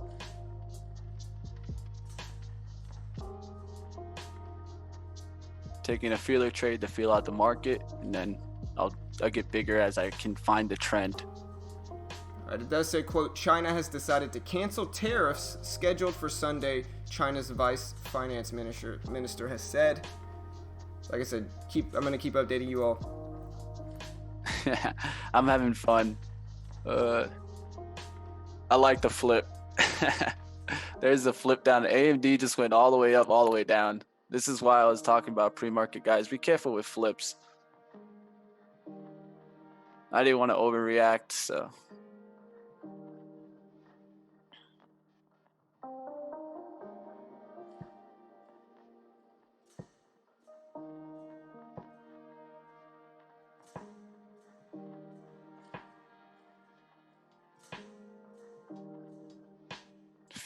Fate crashing there. I like that one. If I could get a bounce in Fate, I'll short Fate. I'm actually in Fate short at about 74.15 or so. Fate? Yeah. At 74? Or Sage. I'm sorry, Sage. My bad. I'm in Sage short. My bad. There you go. I got you, bro. I was like 74. I was like, man, you got a great price. You're up like a couple $1,000, buddy. I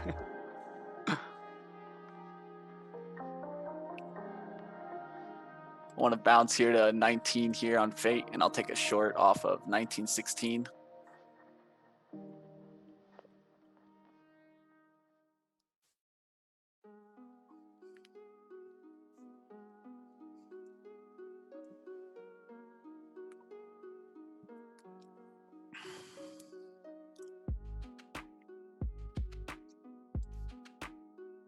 Yeah, I mean, I don't know futures trader, man. I'm literally just reading what Thinkorswim is posting. That's all. He's just reading news, man. He's not trying to make any opinions. He's just reading news. I'm just literally reading the global news releases on Thinkorswim, man. Yeah.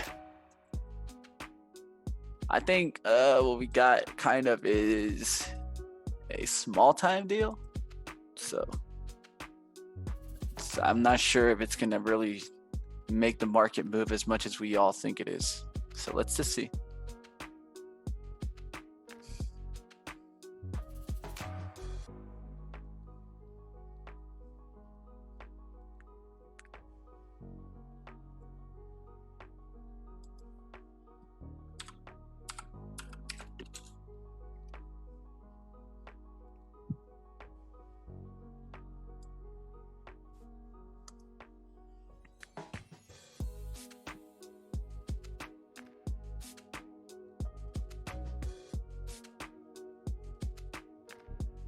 There you go, Joe.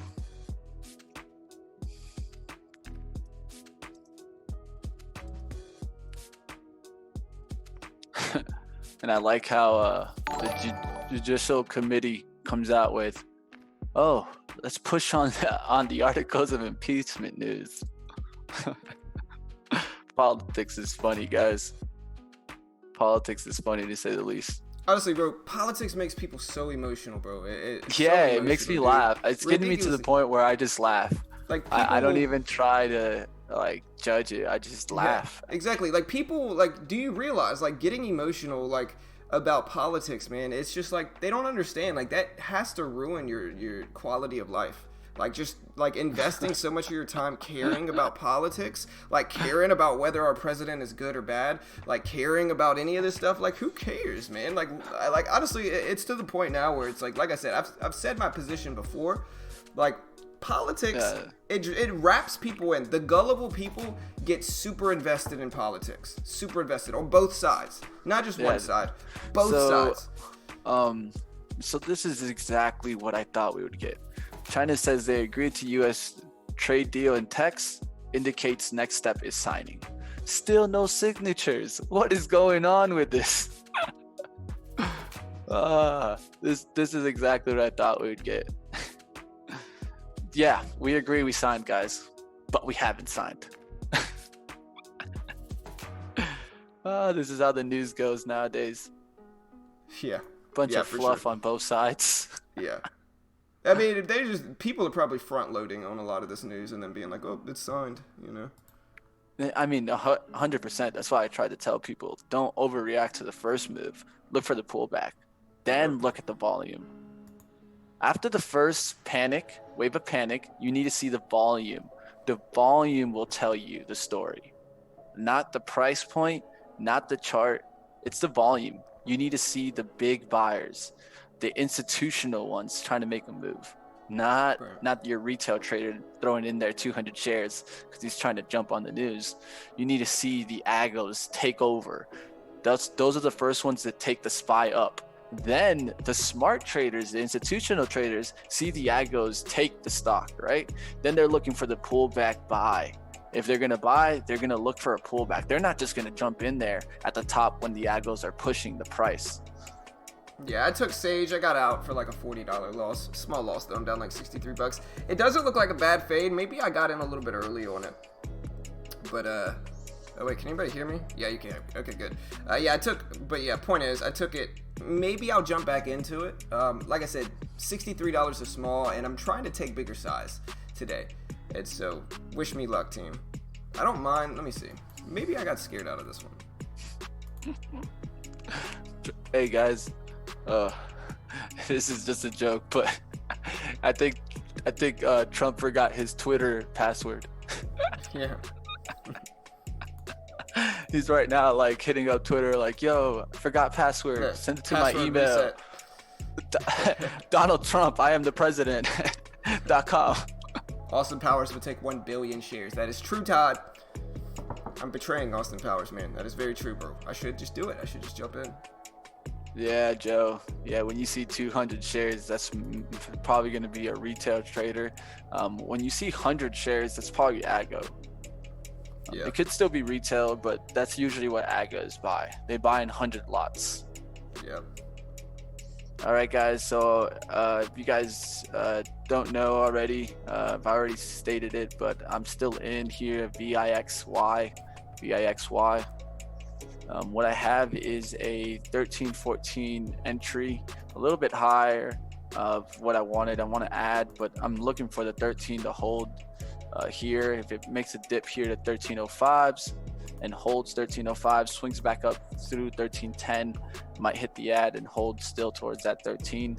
I have a stop place. I don't normally do this, but whenever I have a feeling that I can have extreme volatility, I'll go ahead and I'll place a stop.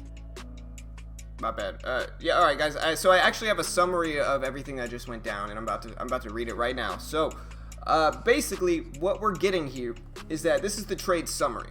Both sides agree to cancel Sunday tariffs, which was one of the biggest looming things in the overall China trade dispute. So canceling Sunday tariffs as the Chinese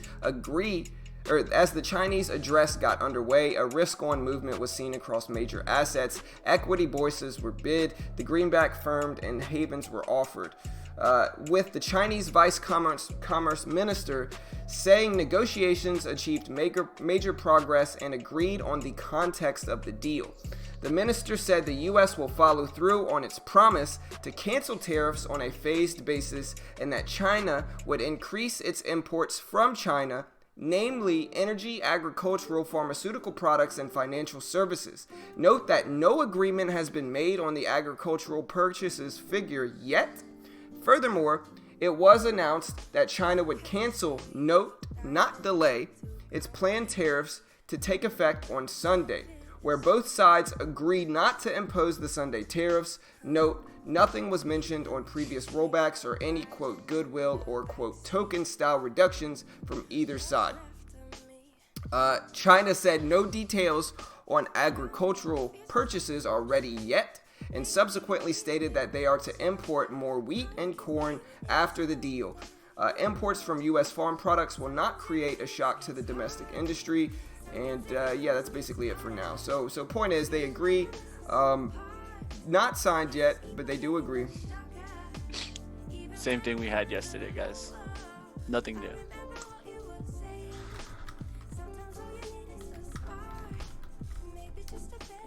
This is why it fakes out a lot of investors, guys. Because at the end of the day, guys, investors are trying to get certainty.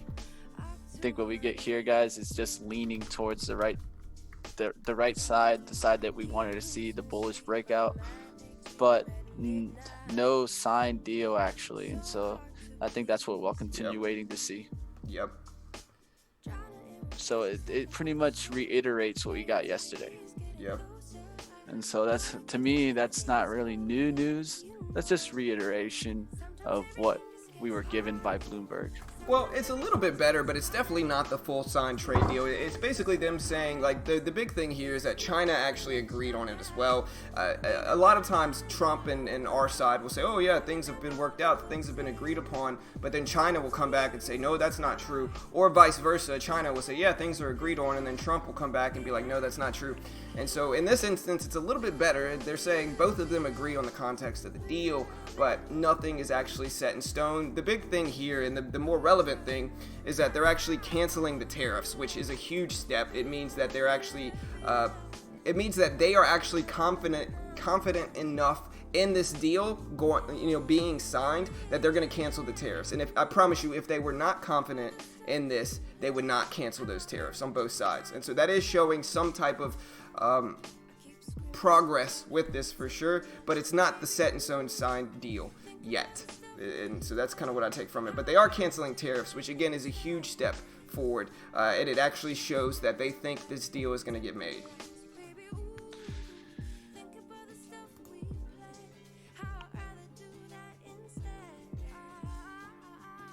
Yeah, this is going to be a big talking point for today, guys. I'm at the point where I don't even want to make opinions. Yeah, I mean, we'll see. Like I said, I'm not saying anything yet. I'm saying that from the context of it, the fact that they are canceling and rolling and, canceling the tariffs, that's a huge step. All right, looking to add here in my position here. Got a little bit more there.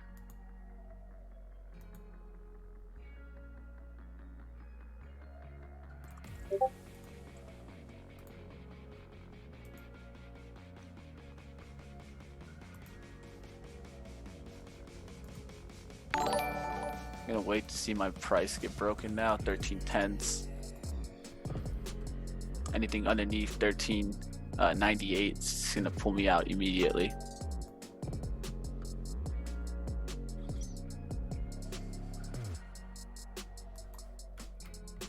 There you go. That looks good. Now we just need to see the volume come in here, and I'll hit an add over 13.10. There's 1309s there. Volume coming in there, 7,400 shares. I'm looking to add here.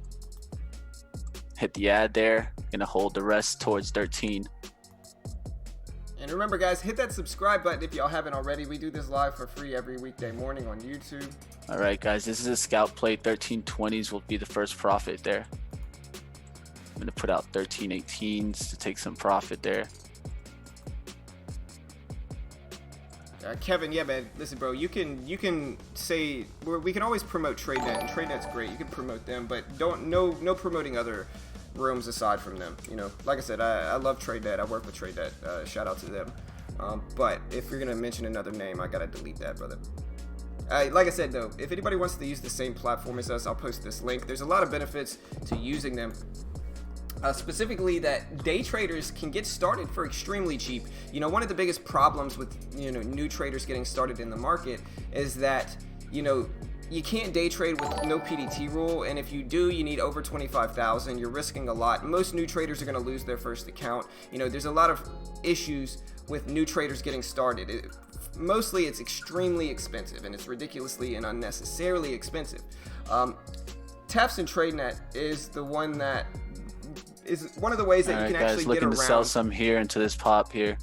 Looking good here, guys. Tefs and TradeNet is one of the ways you can actually get around that and actually be able to day trade and short stocks. You know, one of the biggest benefits of actually being able to day trade and short is that, you know, the funds are settled immediately. Some there. Sold 500 there at 20s. Looking to hold the rest break even, guys. Good breakout here. Looks good, bro. Nice work, brother.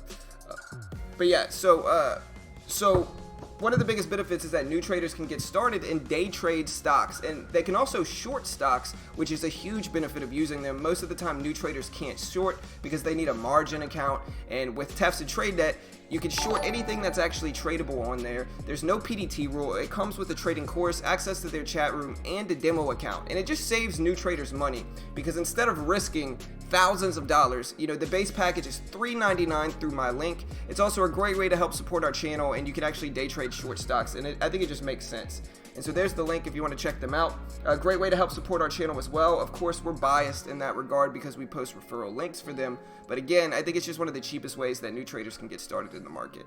And there's the link in our chat if you want to check it out. Actually, this is wrong. I have to save the right one. It's not $3.35. It is $3.99. The sale is not going on anymore for $3.35. It's $3.99. Let me save this so I don't have to do this again.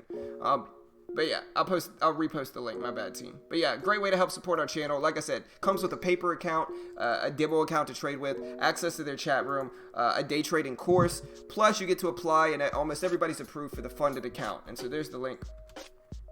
Go check it out. Great way to help support us. I guys got an order to sell here at 1330s. Some more shares. It's pulling back here. Can't let it go back below my number.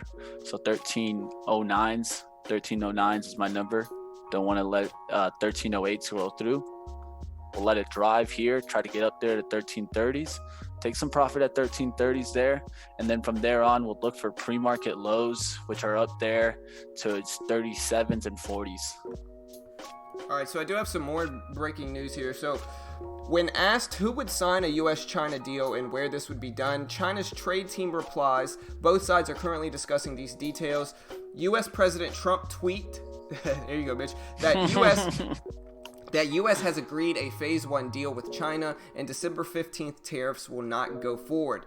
And he said, there quote, they are. He said, quote, we will begin negotiations on the phase 2 deal immediately rather than waiting until after the 2020 election. Both sides have reached a consensus on IP and a crackdown on fake goods, China's vice commerce minister says, and that's it for now. So yeah, basically it's looking like it's done. We'll see what happens.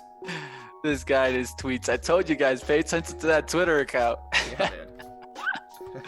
It's funny that that's where he goes to. I just think it's hilarious. I mean, it's good for us, like millennials that know about it, but this is not the norm, guys.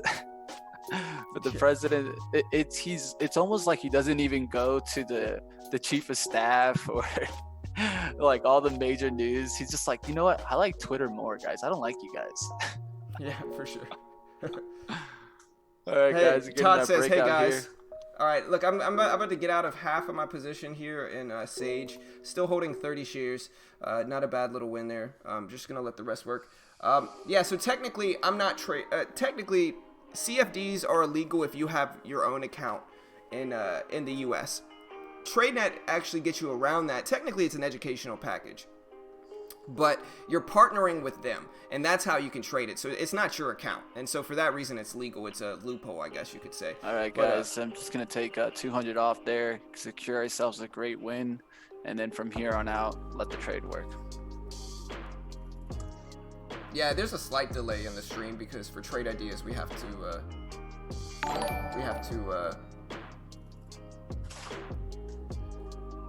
have a slight delay on these trade idea scanners. And shout out to them. I'll post this link. Best scanners in trading. You can use promo code BT15 at checkout.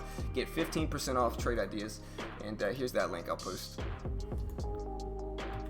All right, guys, I'm seeing AEO drop there, pretty significant amount there off of that news. I think it was trying to get up there, maybe potential trade talks bring retailers back, but I'm seeing a big drop there from 85 towards 62. I need to see another move towards 50 and then back towards VWAP. One of the things is, guys, I'm going to definitely let the rest of this trade work. We got the bottom of the VIXY here, so we're just going to let the rest of this work. This is a short-term, I think, triple time leverage ETF, so it could move really quickly. I like what, listen to what Todd says here. Todd says, hey guys, I've been trading for 30 years. Come to my chat room and turn $500 into $1 million in 30 days. I'm not promoting myself. I'm just mentioning it offhandedly in this chat room. That's it. That's what we get all day, Todd. All day. That's our life, man. That's our life. It's like, hey, yeah, I'm not promoting literally them. Oh, I was just mentioning them. You know, sure you are. You know, oh yeah, right, buddy. You know, all day. That's my life, man. All day. It's like I feel like I'm like a net where people are just kind of throwing out free promotion, and then when I delete it, they get so offended. It's like, what? You delete my attempt to get free promotion? It's like, you guys really realize like the amount of views our channel gets, like.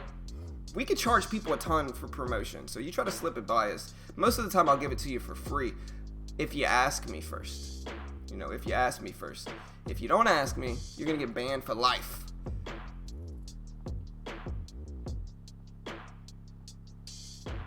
Yeah, Craig. No, he was being sarcastic. He was being. All right, guys. Gonna see this breakout through the 30s here, and probably just sell out and take the profits, guys.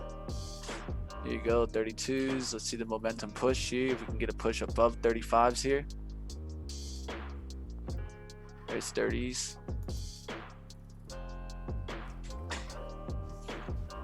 This 30s holding, so it's showing a strong sign. Want to see this push towards this 35. All right, so we are getting some more news. Basically, CNBC's Touche, tweets, quote, I'm told the number of purchases under discussion was 200 billion, with 40 billion coming from agricultural. President Trump's tweet made no mention of any number, and China's Vice Minister of Finance didn't as well when asked either. So yeah, that's what we're waiting on. No number has been confirmed. All right, yet. Guys, looking to sell here as it goes to 35s. There's 33s. It also says U.S. tariff rollback is a goodwill gesture and improvement, but it is not enough. Bai Ming, an expert close to Chinese Commerce Minister, says. Holding towards 30 right now, guys. So letting the momentum push.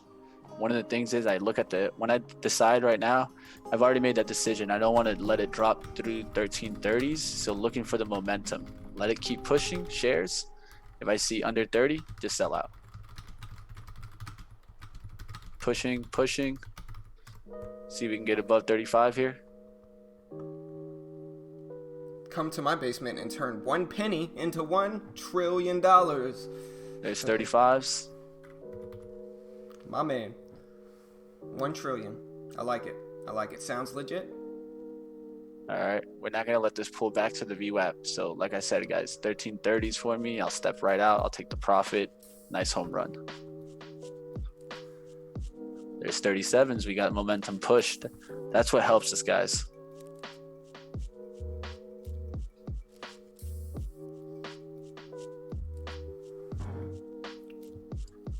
All right, guys, gonna nail this trade down here. Holding the 35s now. Next level up. See these 35s hold.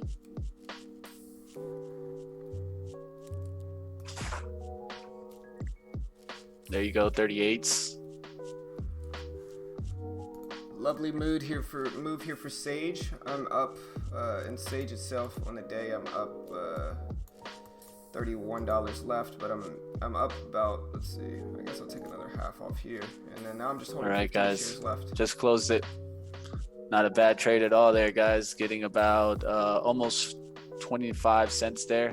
A great trade, $100 trade on their starter was 200. We rose up to 400 shares, but at the end of the day, even at 400 shares, guys, with an entry of 1309, a risk of 13, that means we had a risk of under $40 for this trade, and we received $107. This is the real key, guys, that 2-to-1 return. I don't want to pay attention to what the number is. Who cares if it's triple digits, 4 digits? What I want to pay attention to is the cents per trade there, guys. I risked 9 cents there. I was able to take first profit at 10 cents, second profit at 20 cents, third profit at 35 cents. I'll take that anytime. Nice work, brother. Good trade. All right, guys, that's going to do it for me today, guys. I'm probably going to get out of here a little early, just take my profit and run here. Got to take my girlfriend to work. But definitely, guys, if you want to check out a great quality platform, check out TradeNet, guys. This gives you an ability to long and short. As you saw today, I was make some profit on a quick time short on AMD, and then long into the VIXY here. One of the great things is these ETFs are all pretty much available on TradeNet, like the VIX. You can trade the SPY, you can trade oil, UWT, and DWT making big moves today, guys. That stock, just even UWT here, you can see a 70-cent breakout and a 70-cent pullback at $13 with 14,000 buying power with the intro that you receive.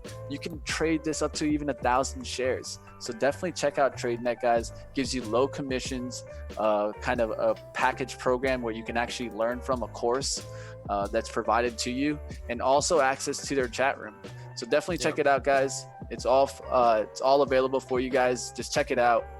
Do your research, guys. Like always, we always tell you guys, find out the advantages and disadvantages of every package or every broker that can help you. You always have to work with something that can help you, not hurt you. And that's why we promote TradeNet, really, because we feel it helps beginner traders take that next step from paper to live to really getting that profit that we're all looking for.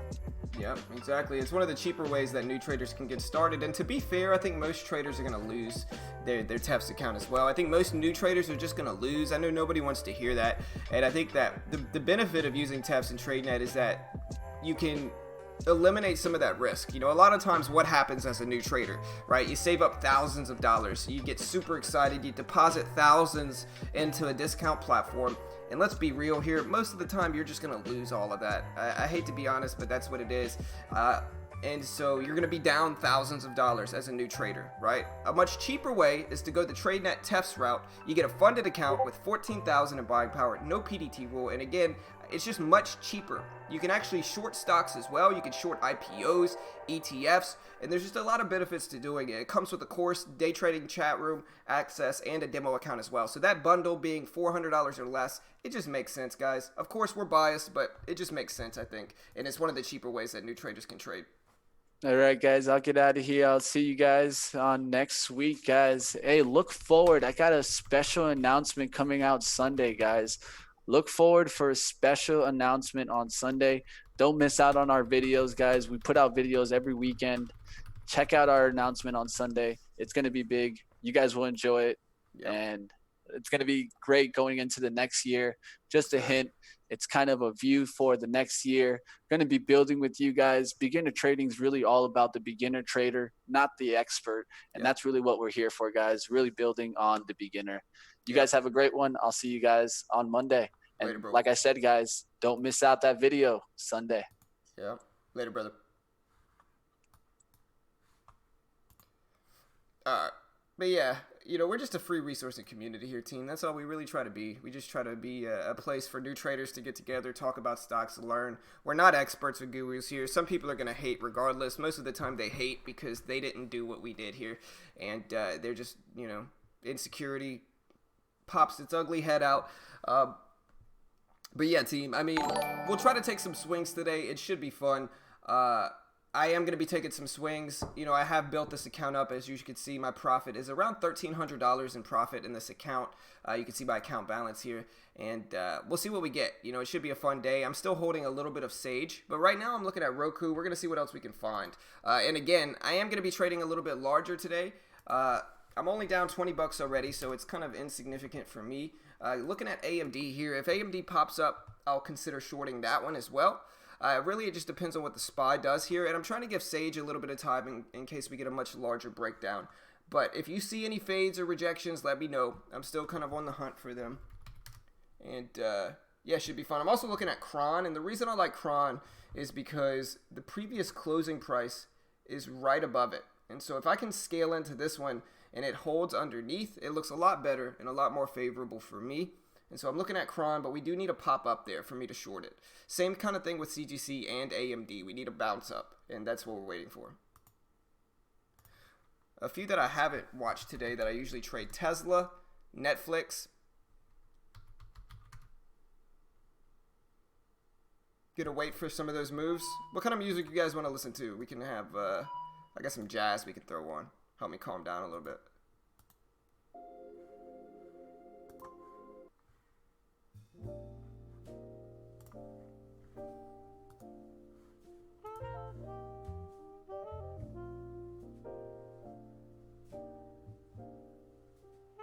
When?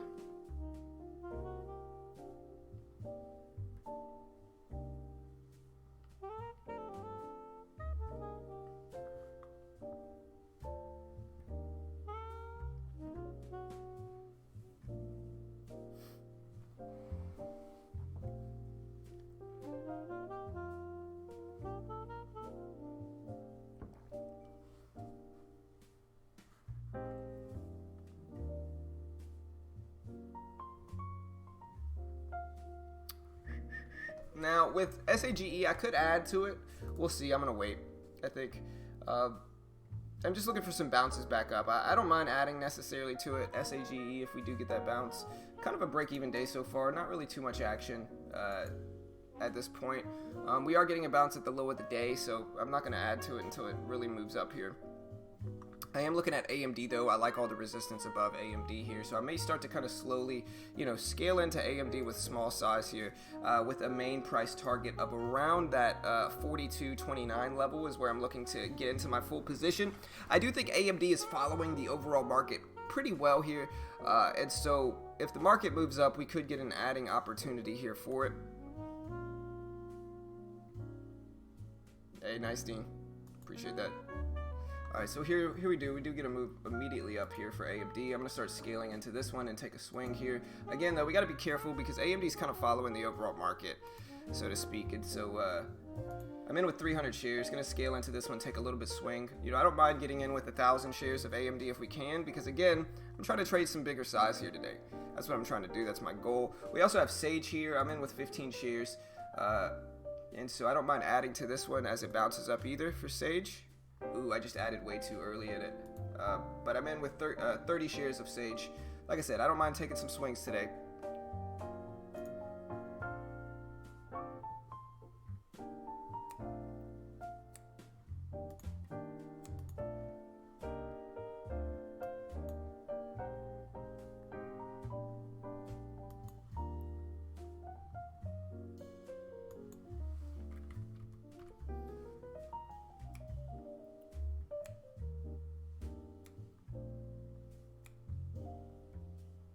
So we're up in both of these trades. Let me try to move this down so you guys can see it. There we go. Much better.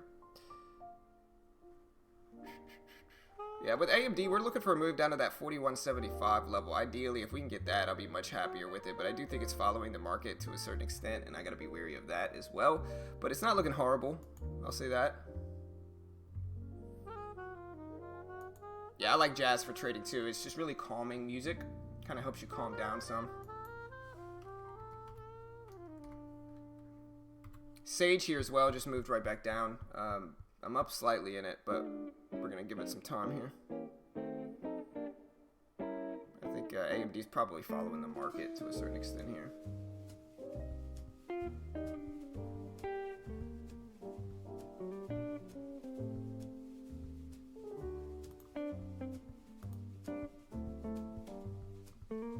just need Sage to break under that 73.50 level ideally here. AMD's looking good.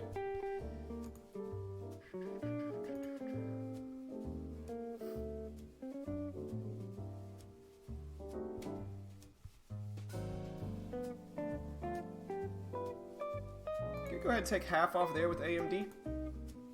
Gonna keep moving here.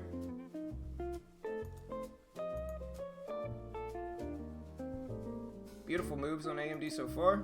Don't mind scaling out of this one too if it gets over 20 again. Ideally though, we're looking for that $0.50 break. And I can hold the rest roughly break even with AMD here. Same thing with kind of Sage.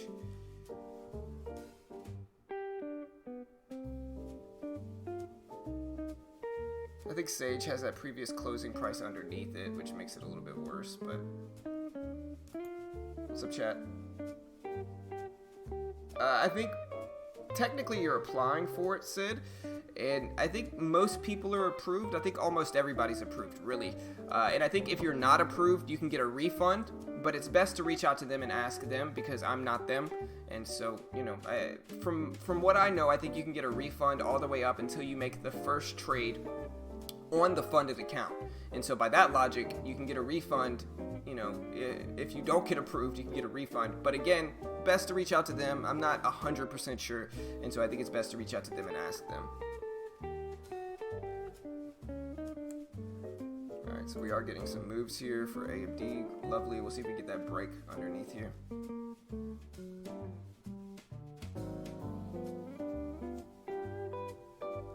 Let's get the break. AMD battling these lows. Probably hold the rest of Sage break even here. Not a bad little rebound day. I was down $50 originally. There we go. Both of these are moving in my direction. We're just gonna take profits when we can. There we go. Lovely. Let's see if we get that breakdown. 22s. Let's get the move. 18s. 26s. Gotta go ahead and take 15 off, another few shares off here. Only holding half of the position now. I'm gonna let the rest of this work. There's the move. Lovely, great. Still pushing. Test the whole dollar here. Maybe get a bounce right here for Sage, but we're gonna look for a bigger breakdown.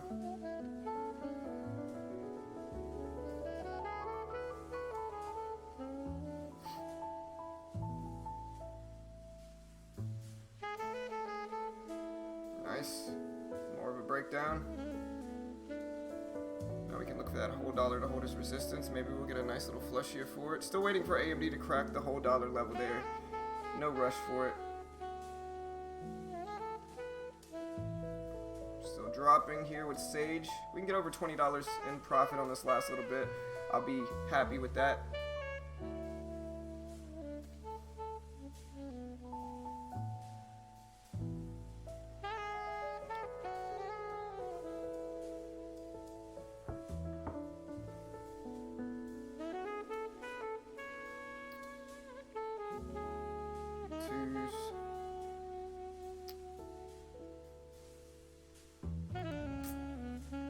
I'm just gonna get out here, take the nice little win there, and keep moving forward here. With AMD, I'm still in AMD. Let's see where I'm at. I'm still holding 150 shares left with it. We're gonna give it time though. See if we get break.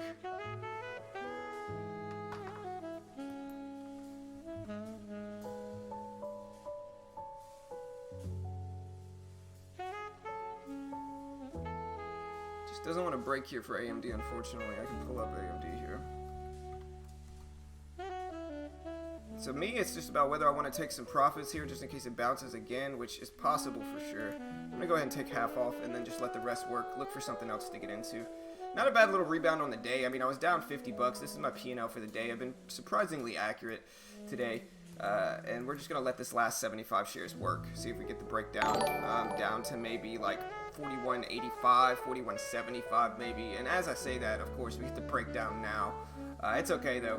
We're gonna look for the 80s. See if we get the breakdown there. Market's tanking. Looks good.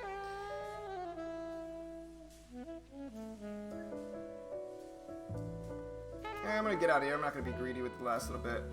Get out there. So yeah, not a bad little trade all around there. Up $31, but probably close to break even, honestly, after commissions with all that.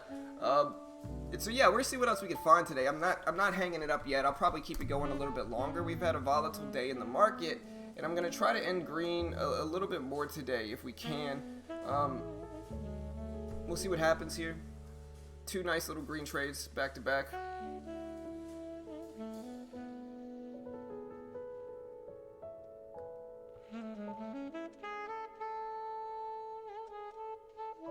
Every time I log onto this, he has red numbers. What?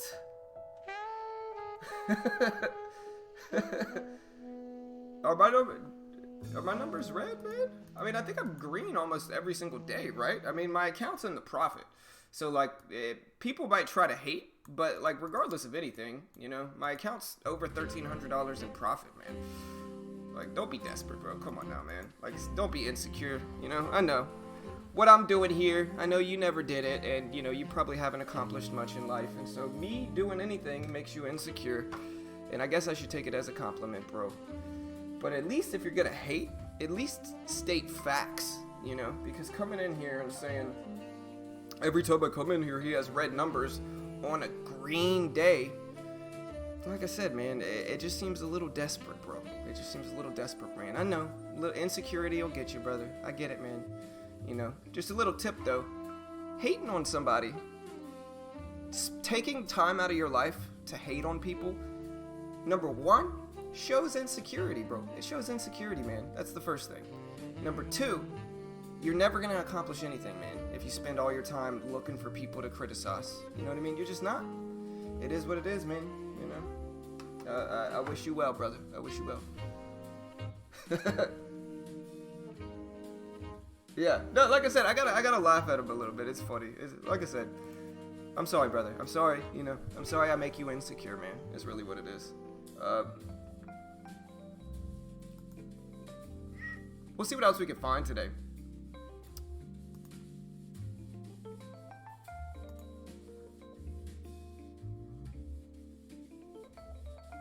Looking at Cron to maybe bounce up here. I'm also looking at CGC.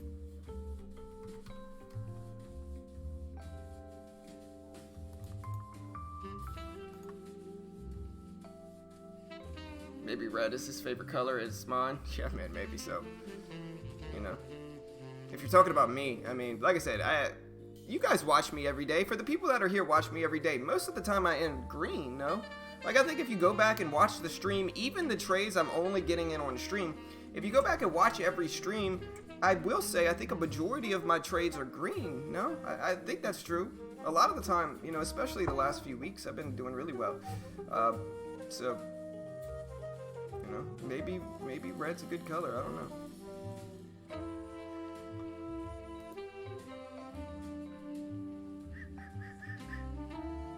But yeah, like I said, since I have some time and I'm just kind of waiting for some trades to come my way, I will say this. It's like, you start a YouTube channel, right? People are like, oh, you know, YouTube's great. And we've got a lot of supporters.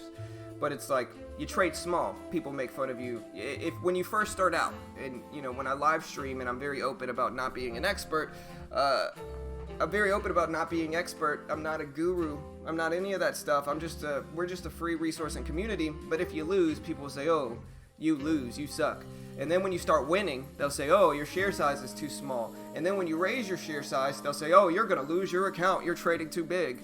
You know, if you have 4 green days and 1 red day, they'll come in your stream on that 1 red day and be like, hey, man, you're losing. You suck. You know, like I said, running a YouTube channel, you just realize how insecure people are, man. You just realize, like, people get upset they haven't done much in their life, and, you know, that finds your way. You know, you end up having to deal with people's stuff. You could say I had a plan way before I had a fan. Some would probably call it luck. I just call it being blessed. You ain't never did the work, but you wanna be the best. Lately I could never stress, never better yet. And yeah, like I said, I'm just gonna wait here. Maybe I got out of Sage too early, but I think considering my share size, Sage was a good trade. I could always see my future. I bet they could never guess. Guessing they get it, cause look at me now and then look at yourself in the mirror. I mean, listen, man, like I said, we got so many people here that support us, way more than any haters, you know? Like, look, we got 57 likes and 4 dislikes. Sometimes the haters are just louder. And like I said, that's due to insecurity mostly. And I think smart people, even if something, like I said, I'm just waiting on a trade, so please don't get mad at me if I'm just kind of rambling here, because I'm just kind of hanging out and I'm just waiting for a trade to come my way. I don't see anything I necessarily like right now, so I'm just going to be patient and wait. But I think smart people realize that when you hate on somebody, it makes you look insecure, right? And so smart people, even if they realize that, even if they don't like something that someone is doing, they just don't say anything, because they realize, like, hey, if I hate on this person, especially like publicly, that's just gonna make me look insecure, you know? And so I think what you see a lot of the time is like I disagree with a lot of people, but I never publicly shame them. I never publicly say, hey, I don't like this guy or that guy, because again, in the end, what does that show? That shows my own insecurity by needing to speak that stuff into the ether. And so I think that it's just kind of part of life. And I think that as you mature, I think sometimes it's kids a lot of the time that think that hating on people is a good idea. And I think as you get older, you kind of realize putting toxic stuff out there makes you look worse. You know what I mean? Is the best way I can just explain it. We're looking at Netflix though. We're looking at waiting for Netflix to bounce up here. Yeah. John, look at AMD. You got out too early. Yeah, I did for sure. But I mean, listen, man. I made a nice little win. I'll take my little gain on AMD. I'm not trading the breakout. This is something I always try to explain to people. With like stocks like AMD, I am not trading this breakout here. Instead, I'm just trading this range right here. This range right here is all I was trading. So I jumped in around here, and I was attacking this range. It wasn't a breakout strategy. Maybe I could have held a little bit, but I was just attacking that range right there. And so I'm trying to cover it at the bottom, short it at the top is all I was really doing with that one.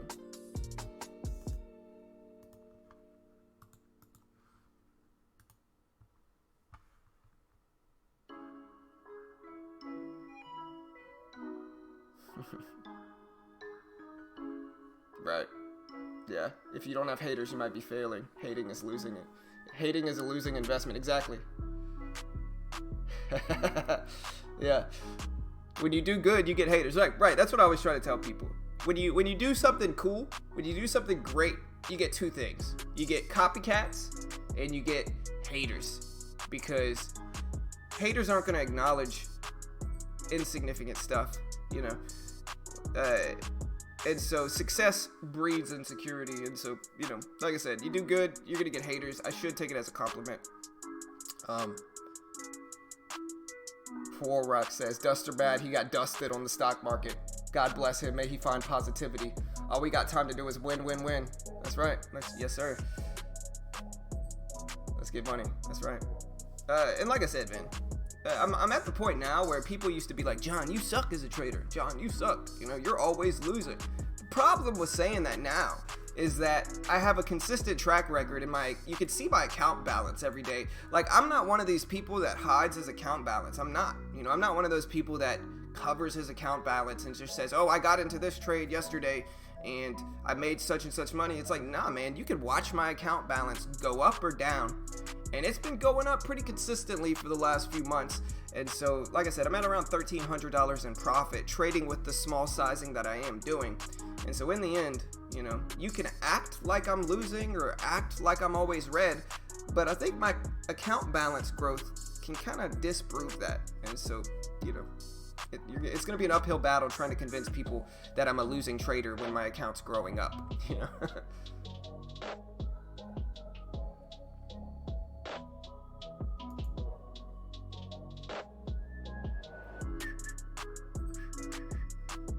All right, looking at Cron. Like I said, looking at CTC, looking at Cron. We're gonna wait for these. Again, I'm gonna hang out, try to take some more trades.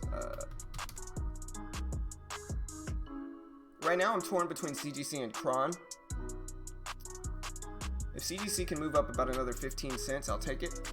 I'm also looking at Netflix specifically here, but I think Cron is probably a little bit closer to what I'm looking for. Just less volume is the problem. So maybe I'll take both. Maybe I'll take Cron, and then if CGC goes in my direction, I'll take that one too. I got a drop right before. Oh well.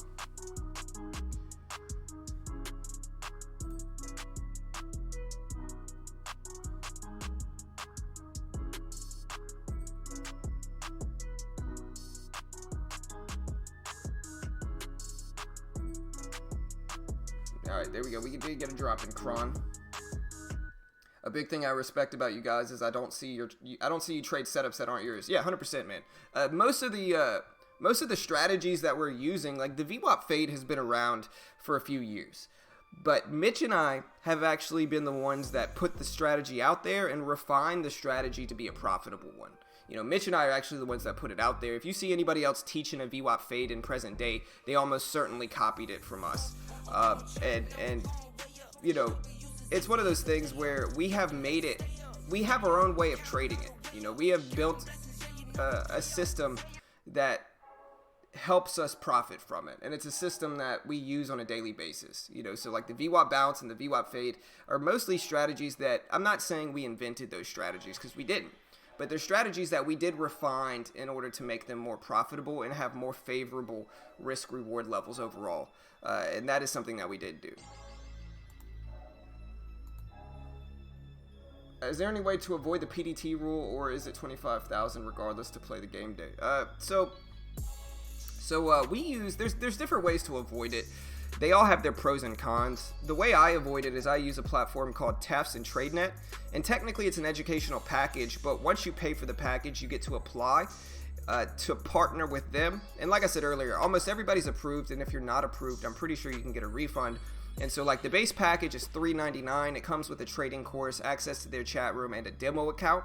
And then you get to apply for them. And like I said, almost everybody's approved. And once you do get approved with the base package, you get 14,000 in buying power to trade with. There's no PDT rule, so you can day trade and short stocks. Comes with the trading course, demo account, chat room access, and like I said, it's one of the cheaper ways that you can get started. Again, so basically you're paying $400, and you're gonna get approved most of the time to trade a funded account with 14,000 in buying power. So a lot of buying power, and that's one of the ways that we get around it. There's other ways too. The cons of using that, which is the platform we're using, is that there's not many penny stocks, and so if you're looking to solely trade penny stocks, most penny stocks are not going to be tradable on our platform. That's why you rarely see us trade penny stocks. That's one of the cons of doing it. The other is that there's a 70-30 split, so when you do start making money, they're going to take 30% of your profit.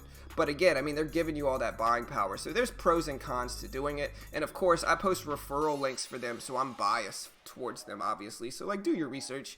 But, you know, I think it's a cheaper way for new traders to get started. Then, you know, you could get a cash account with a conventional platform like TD Ameritrade or something like that.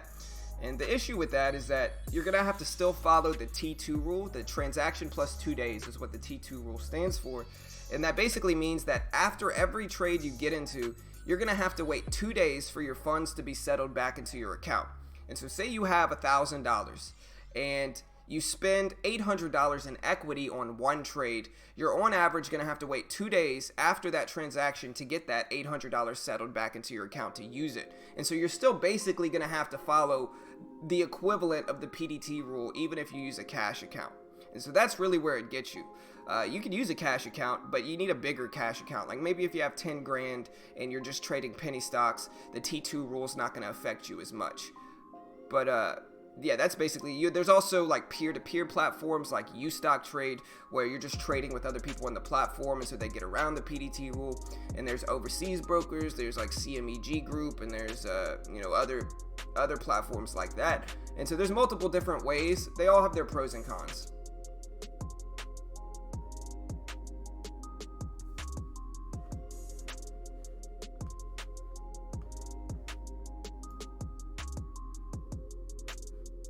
What did CGC end up doing? I was waiting for it. Never got it. Never got the bounce, unfortunately.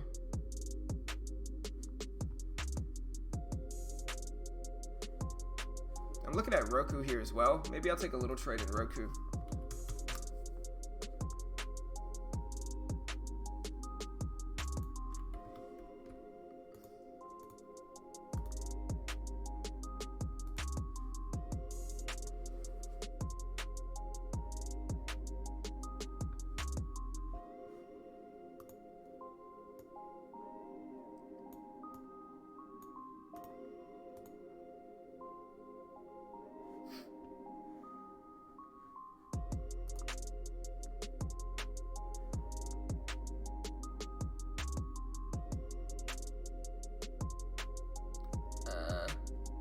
Yeah, I mean, I'm just not a Forex trader icon, so it's just not my style, brother. Just never really did well with Forex, never really wanted to trade Forex. I think if I did trade Forex, I would never get any sleep, man. I'd be up all the time because the market just never closes.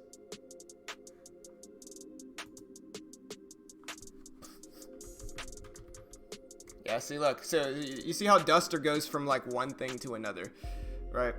First it's you're always red, and then I'm like, hey, like I'm not always red, you know. Then it's like, oh, well, how do you pay bills for that?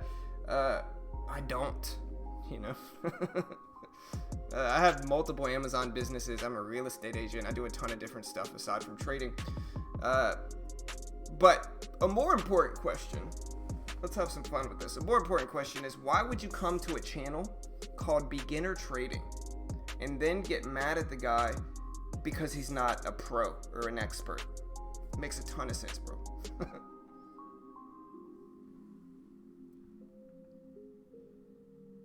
Trust fund? Nah, man.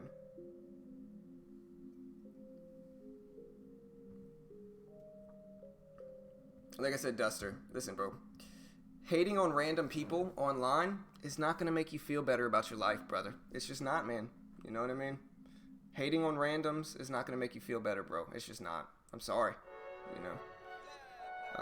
Going to random chat rooms and just trying to criticize whomever is, like I said, man, it's not going to make you feel better about your crappy life, brother. You know? One day you'll learn hating on people randomly just shows your own insecurity, brother. You know? I just wanna win. Yeah. LABB who we running with. Yeah. 2233, I'm on 10 again. Yeah. State your name. Big been dope on flame. I just switched the lanes.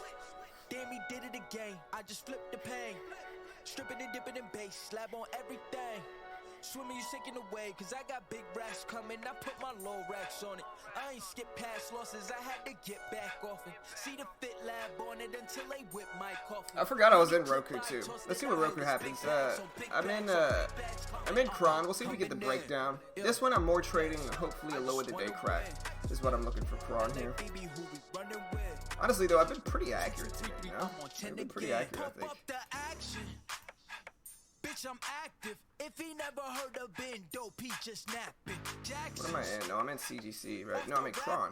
Keep it on my body, bitch, I'm broke if you asking. Don't gotta sell him, most of y'all is flawless. Broken whips as long as it is foreign. Heard you want it cause the yam's enormous. What's an ass if she isn't gorgeous? Live my life, last name of Morgan Freeman. Trying to touch a forest, do not know when I can. Big double, man. I came in, did it like you was coming in. I bet you don't want to hear that, bitch. Yeah, big double, man. I'll take fries with that, bro. 2233, I'm on 10 again. Okay, alright. Yeah, man. Merry Christmas, team. Merry Christmas. Like I said, in the end, all you really need to know is that he's coming to a channel called Beginner Trading and trying to critique people for not being pros. It's like, dude, it's obviously a free resource and community for new traders. You know, we're not experts, not an expert, not a guru. I don't pay for my life with my trading profits, man. I don't pay my bills with trading profits. No way, man. I don't make nearly enough. But the great thing about my life is that I don't have to, man. I make money in other ways where I don't need to pay my bills with trading profits, bro. And so, keep hating.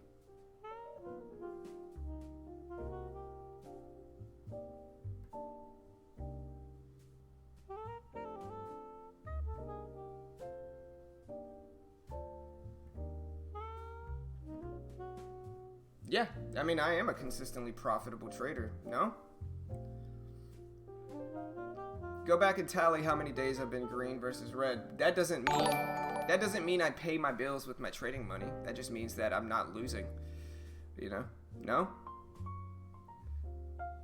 My man, Billy. That's what I'm saying. Hey, I appreciate it, Duster, because you're just causing people to donate to me, bro. So shout out to my man, Billy here.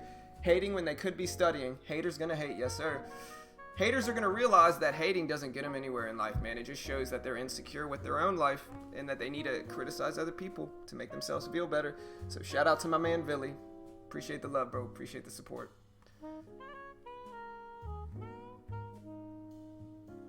That's right, man. Listen to motivational videos. Right.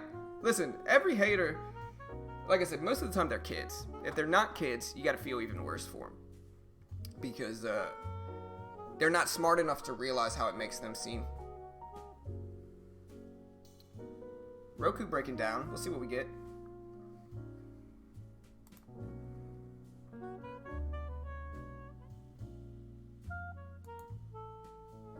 My account is at $1,300 in profit, man. You know, or so.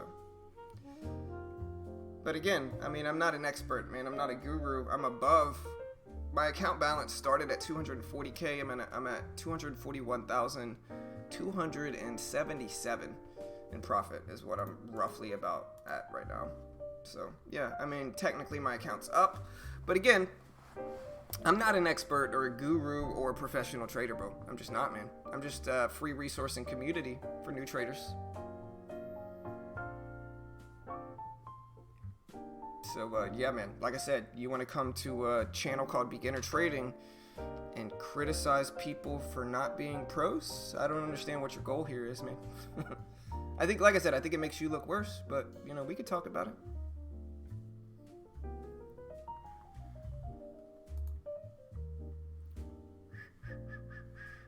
Alright, so Roku's up. We are up in Cron as well. Slightly.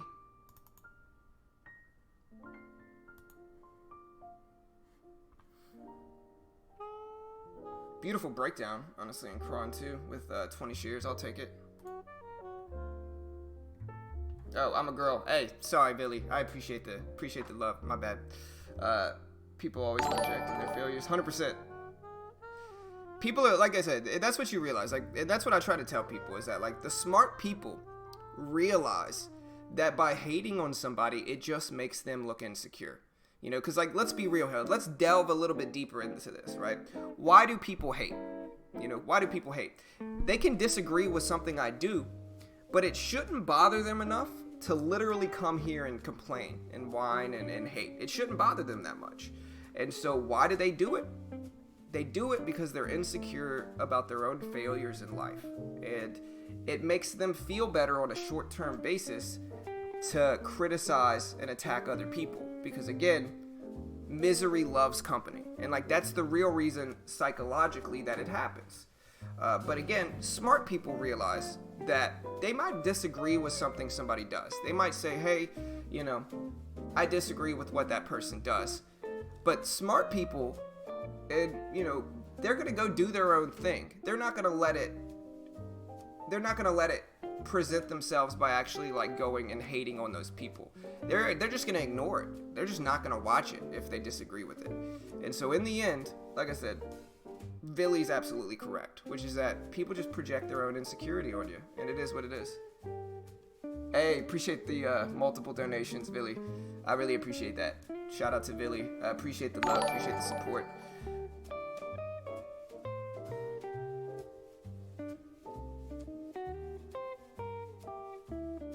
Oh, now you're acting like you weren't hating? Okay, bro. You know, first of all, you've been here before and you've said the same thing. Number two is that now you can't act like you weren't hating now, man.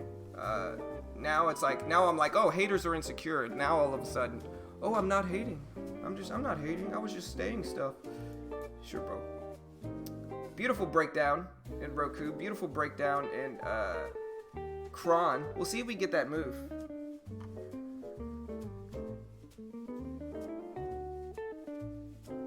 My man Craig said, or no, my man Luke said, John, you are profitable clearly. Not arguing that, however, someone can have 100 green days in a row and lose their account in one red day. The number of green days doesn't mean much. Yeah, 100%. Exactly. Which is why you see me trade small most of the time. I'm not at this point in time, really what I'm doing here is I'm not necessarily trying to live off of my trading profits. I'm trying to trade a live account and instead just I'm trying to trade a live account and condition myself to make the right decisions, if that makes sense. And so like, yeah, like I'm not obviously and clearly not living off of my trading profits, but I'm not trying to. All I'm trying to do is trade small enough and grow my account enough for me to take larger swings in the future to where I could actually have a significant chance of growing my account more, if that makes sense. And so at this point, I'm just trading small. I'm going to take a half off there with Kron. At this point, I'm just trading small under the impression that I'll be able to grow my account quicker in the future with a bigger cushion, so to speak, is like all I'm really doing. And so I think on average for most people, it takes years to learn how to be a successful trader. And even then, it's not guaranteed. But I think that one of the biggest mistakes that traders in general make is that they trade way too big when they first get started. I think a lot of times people are kind of drinking the guru's Kool-Aid where they say, you know, you'll be rich next month, buy my course, you know, trade like me. And so a new trader, a naive trader, will jump in with what, like 1,000 shares, 2,000 shares, lose their account in a few days, and then be like, oh, trading's rigged. I'm just going to give up because it's impossible to do it consistently. And like, that's what happens a lot, you know, really. And so in the end, it's just one of those things where, you know, it takes time to learn how to do it correctly, but once you do that, it'll be a skill you'll have for the rest of your life. And so with that said, I'm in no rush to trade huge. I'm just not. I'm not in any rush to trade big. You know, like I said, I have 2 Amazon businesses. I'm a real estate agent. I'm comfortable with my, you know, standard of living outside of trading. And everything I'm doing right now in trading is just building towards doing it professionally with much larger size in the future to where I could actually potentially make a solid living from trading as well. And so that's kind of what I'm doing right now, if that makes sense. All right, I'm going to take half off here with Roku as well. Beautiful trades here all around though. Loving these trades. I might just get out of Roku here as well. Just exit the rest, take that little win, and then manage the rest of this Kron trade too.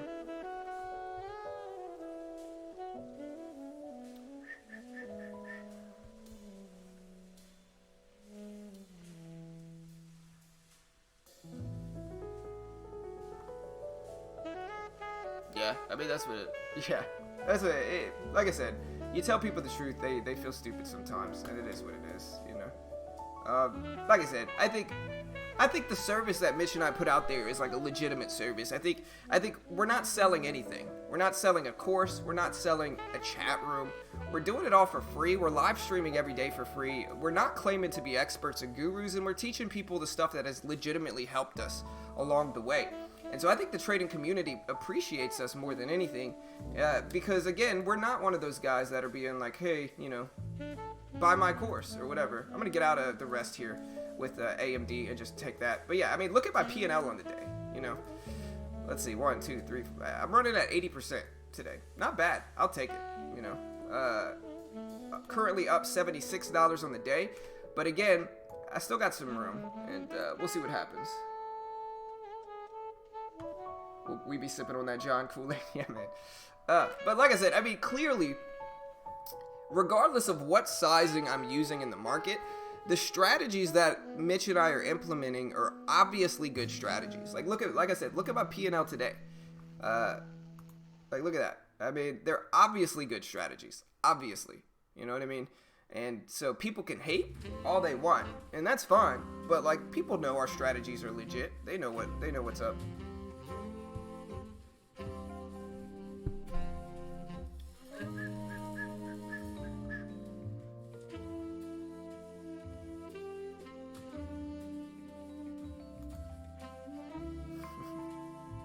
But yeah, I'm just gonna go ahead and ban my man Dustin over there. You know, just end that right there real quick. Netflix, beautiful rejection. Maybe I should have traded that one.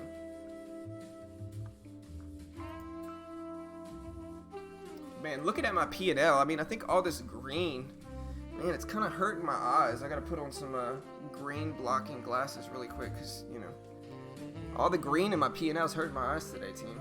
You know? But seriously, in the last 30 minutes, I've traded like 3 times. All of them have been profitable in green. Not even one hasn't turned against me at all this entire time. And so, you know, happy with that for sure. Now I have a big cushion on the day. We'll see what we get.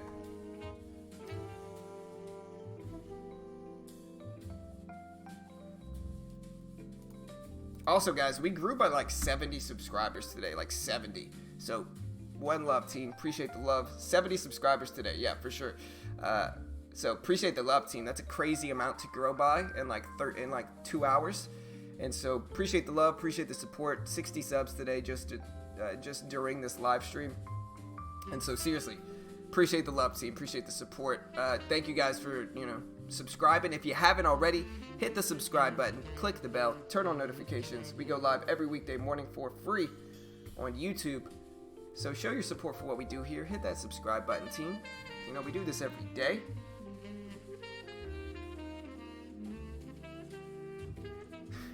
Yeah, appreciate it, Netron. Thank you. Thanks, brother. And like I said, I think new traders should understand this. Okay. The longer time frame that you trade with small size, the less money you will eventually lose in trading, right? If you try to jump right in and trade with huge sizing within your first year of trading, you're going to lose much more than somebody that takes a patient approach and trades small for an extended period of time. Okay, you jump in with big size, you're almost certainly going to lose, and you know, you'll probably end up giving up trading before you're necessarily ready because you traded with too big of sizing from the start. Hey, and hey, I really appreciate that as well, Villy. Appreciate the love, appreciate the support. She hit me with a bunch of donations, so shout out to Villy. Appreciate the love, appreciate the support, really do. And like I said, I think people appreciate what we do here because, like I said, we're not experts, we're not gurus, we are not trying to claim to be. And so I think people kind of grasp at straws trying to hate, but in the end, you know, the trading community, like I said, we grew by 60 subscribers today alone, so appreciate the love, team. Came up out the womb of man with everything that you demand. You could say I had a plan. What kind of music y'all want to listen to? We can leave it on this. Or we can put it on. I just call it being blessed. You ain't never did the work, but you want to be. I like this song. But I feel like if I was listening to this song when I was in a losing trade, I would be the saddest trader ever, right? Like if I was bumping this while I was in a losing trade, I would be like the saddest trader ever.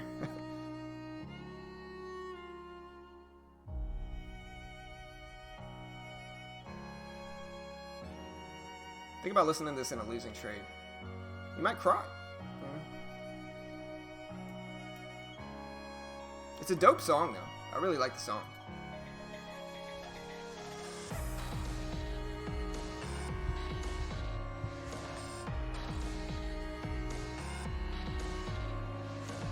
Techno? What kind of techno, though? We got some options here.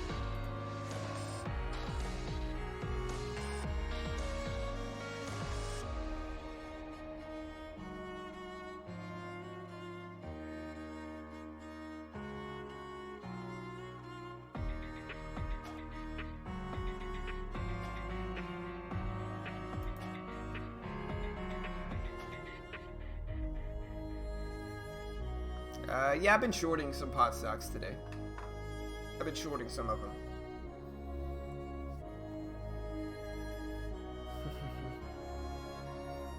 Right. It's kind of a dope song, dude, really. Like I said, though, I listen to this when I'm in a losing trade. At least the beginning, I'm the saddest trader ever.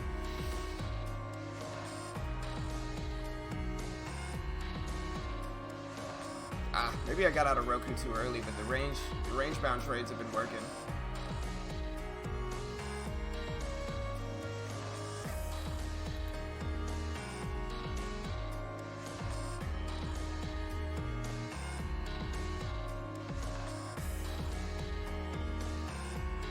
My man Too Fast in the chat. What's up, brother? Too Fast says, Too Fast says, good job today, John, and good job yesterday on those trades you posted after stream hours. You're doing great, dude, and super organized. Won't go a morning without watching you, man. Hey, appreciate the love, bro. Appreciate the support, man. Like I said, I've been very consistent lately, which is why it's like, for somebody to come in here and be like, oh, you're always red, it's just kind of like, what? Like, what are you talking about? And so I appreciate the support, man. Like I said, I've been really consistent lately. Even if you look at the trades I only make on stream, except for maybe yesterday, because I took that swing that I rebounded from yesterday too. Like yesterday, this was my P&L. And like I said, you guys want to see a video of yesterday's trades, I actually have one. Like this was yesterday.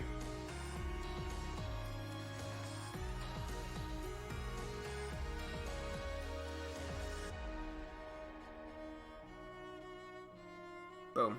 You know, ended the day up 214. I think 214 bucks is my day yesterday. I made like 400 bucks on I think AMD alone. Yeah, you can see me taking a picture of it. Yeah, on AMD alone, I made 466 bucks yesterday. And so, you know, definitely not a $30 win yesterday. But yeah, that was my day yesterday. Not bad.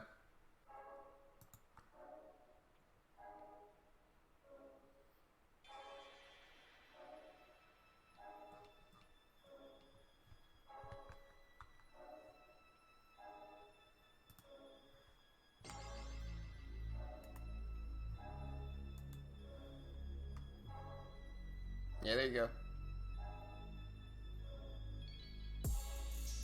Yeah, CGC wasn't a hold. I never gotten CGC. I think I just gotten Cron. And Cron was just what I call a fake out fade. And so with Cron specifically, and this is a strategy I use a lot, which is you get a move underneath the VWAP. And if you guys want to see kind of how I'm accurate like this, and some days I'm not quite so accurate, but you know, some days are just really good days for these strategies. And so if you look at Cron here, what I saw here was a move below the VWAP. You know, the VWAP's an intraday trend indicator, right? So it's going to tell you the intraday trend of the stock. And so basically, if a stock's maintaining below it, it's in a downward trend. And if the stock's maintaining above the VWAP, it's in an upward trend. That's how you use the VWAP. If a stock's crossing over and under the VWAP over and over and over again, it's in a neutral, choppy trend. You might not want to trade it. And so point behind all of that is that with the VWAP strategies that I'm using, the key is looking for trend confirmations with that. And so what you actually see a lot of the time is you'll see a stock confirm a downward trend. Like you can see it's confirmed a downward trend. It'll pop over the VWAP for a split second, maybe looking like it might change trends like here with Cron, and then it'll get rejected and come all the way back down here like this. Okay, when it does that, what I'm looking for, as soon as I see a move like this, right, where it goes above the VWAP and it gets rejected and comes all the way back down to the bottom of this range here, what I'm looking for is I'm looking for a subsequent bounce that I can short into. And so you can see a bounce here, and that's what I shorted into with Cron. You know, and I can give myself a pretty tight risk level with this type of trade. I could use maybe this level up here as my risk, very tight, very self-evident, confirmed risk level, and then just risk off of that. And then ideally, all I'm really looking for after that is I'm looking for a quick move down that I can take profits into, and I'm covering right around the low of the day. And so that's all I'm really doing here with Cron is, number one, I'm attacking that range, and number two, I'm just looking for this weakness right here. So like when you see the stock get rejected below the VWAP, that's so much weakness from the stock being way up there above the VWAP to getting rejected all the way back down below it, really confirming that downward trend, that on any subsequent pops back up or bounces, I could just short into those for a quick scalp, very easy trade, and get in and out quick. And that's all I'm really doing with these type of moves, if that makes sense with Cron, is I'm taking advantage of the weakness from a rejected trend change. And I call it a VWAP fake out fade because it looks like it's going to pull a fade, fakes you out, and then pulls back down is what I really call that. I got a lot of good videos on that as well if you guys want to go check out the videos I've been uploading. Not this past weekend or the weekend before, but 2 weeks ago and beyond that, my weekend videos were all talking about this strategy specifically.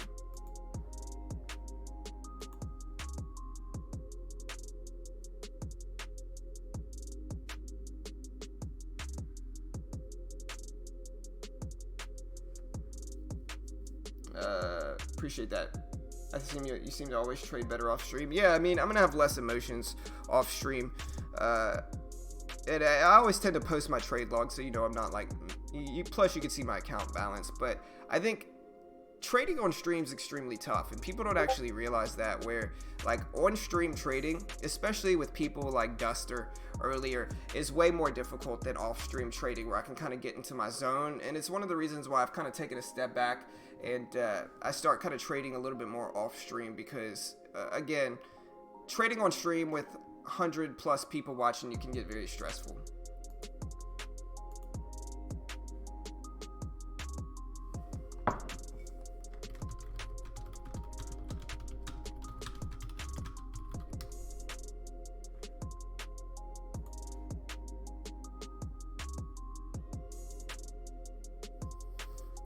Has anyone had a...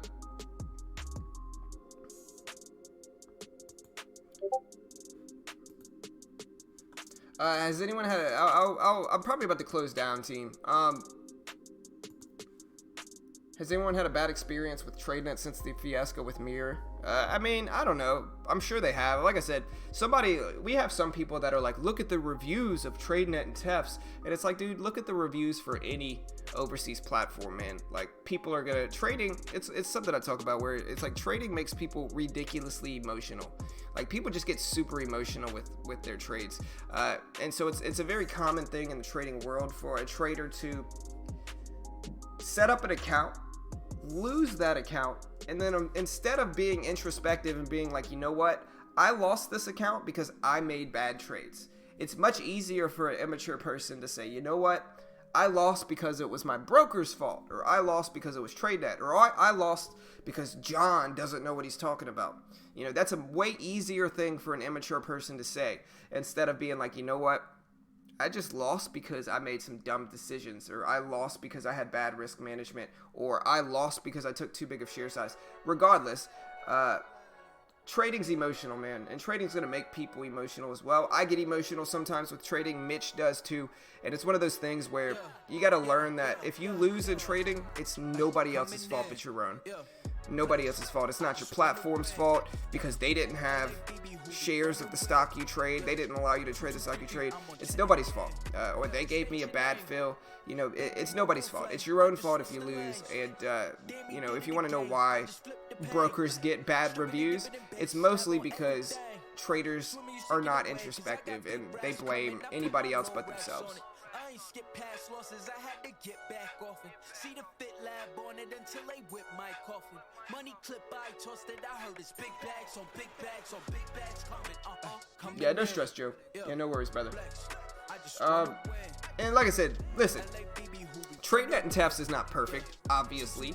You know, my biggest pet peeve of TradeNet and TEFs is that I can't trade penny stocks, and I would really love to trade penny stocks, and I'm going to soon. During the holidays, I'll probably trade some penny stocks, but that's my biggest pet peeve, is that you can't trade penny stocks. I think, in my opinion, for my style of trading, the pros definitely outweigh the cons, because, you know, like I said, you know, their base package, $3.99, you get 14,000 to trade with once you're approved. There's no PDT rule. You can short stocks, you can short IPOs. It comes with the trading course, demo account, chat room access. I think that bundle makes sense for new traders, and I think, to be fair, I think most new traders are going to lose that. I think most new traders are just going to lose, no matter where they go. It doesn't matter if they go to TD Ameritrade or TAFs and TradeNet. Most of them are going to lose their first account. I'll say it's objectively cheaper to lose a TradeNet and TEFs account than it is to save up thousands and deposit that into TD Ameritrade or you know, SureTrader or E-Trade. You know, it's objectively cheaper to go the TEFs and TradeNet route. The big question is whether it's right for you, basically whether you trade penny stocks or not, is my opinion on it. Like, do you trade penny stocks? If you do, if you only trade penny stocks, it's probably not the right platform for you, because, again, there's not many penny stocks that are actually tradable on there.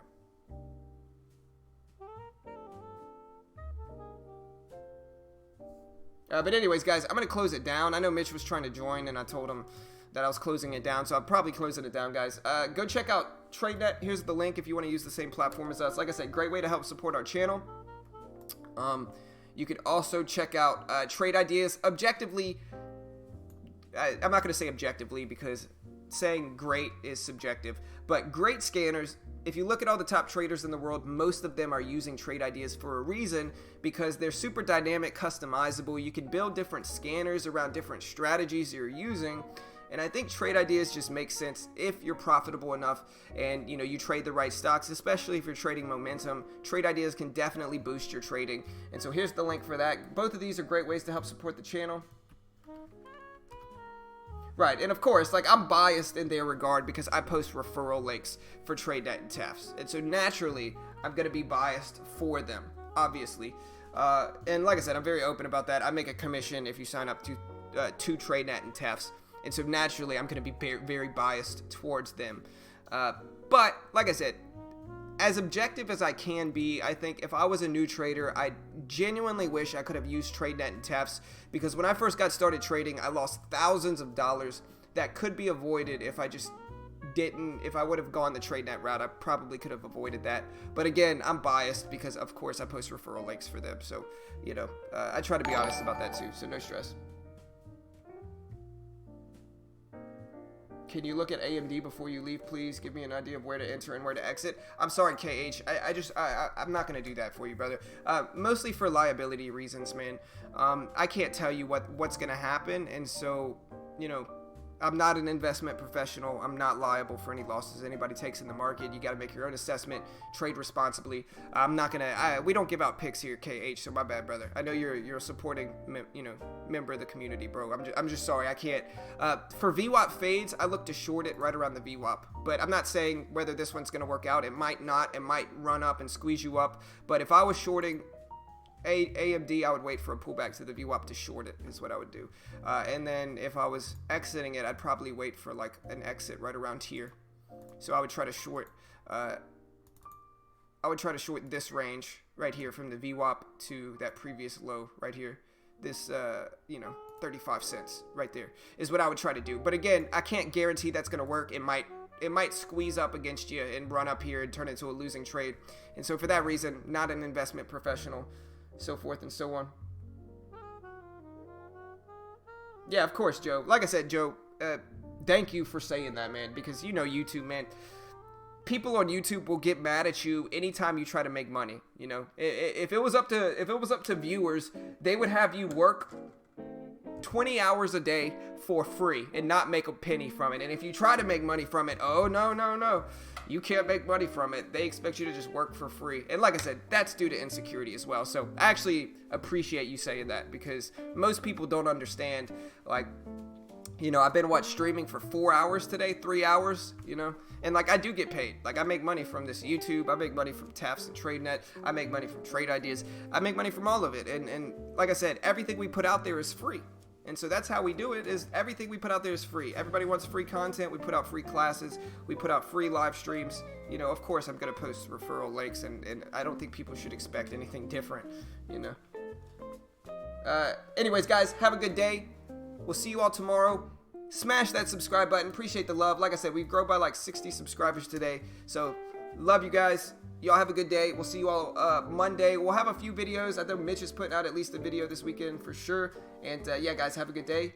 Hit that like button. Hit that subscribe button if you haven't already. Good luck in the markets. We'll see you all tomorrow morning. Oh, also, if you want to follow along with how I do, I might trade again. We'll see. I'll post this link to our Discord channel. You can join our Discord. Follow along. If I do post trades, number one, I always record them. And number two, I post the entire trade log to Discord if I do get into another trade. And so there's our Discord link if you want to kind of follow along with what we do. Have a good day, team. We'll see you all later. Good luck. Have a good weekend, and I'll see you all Monday for sure on the live stream. Later, team.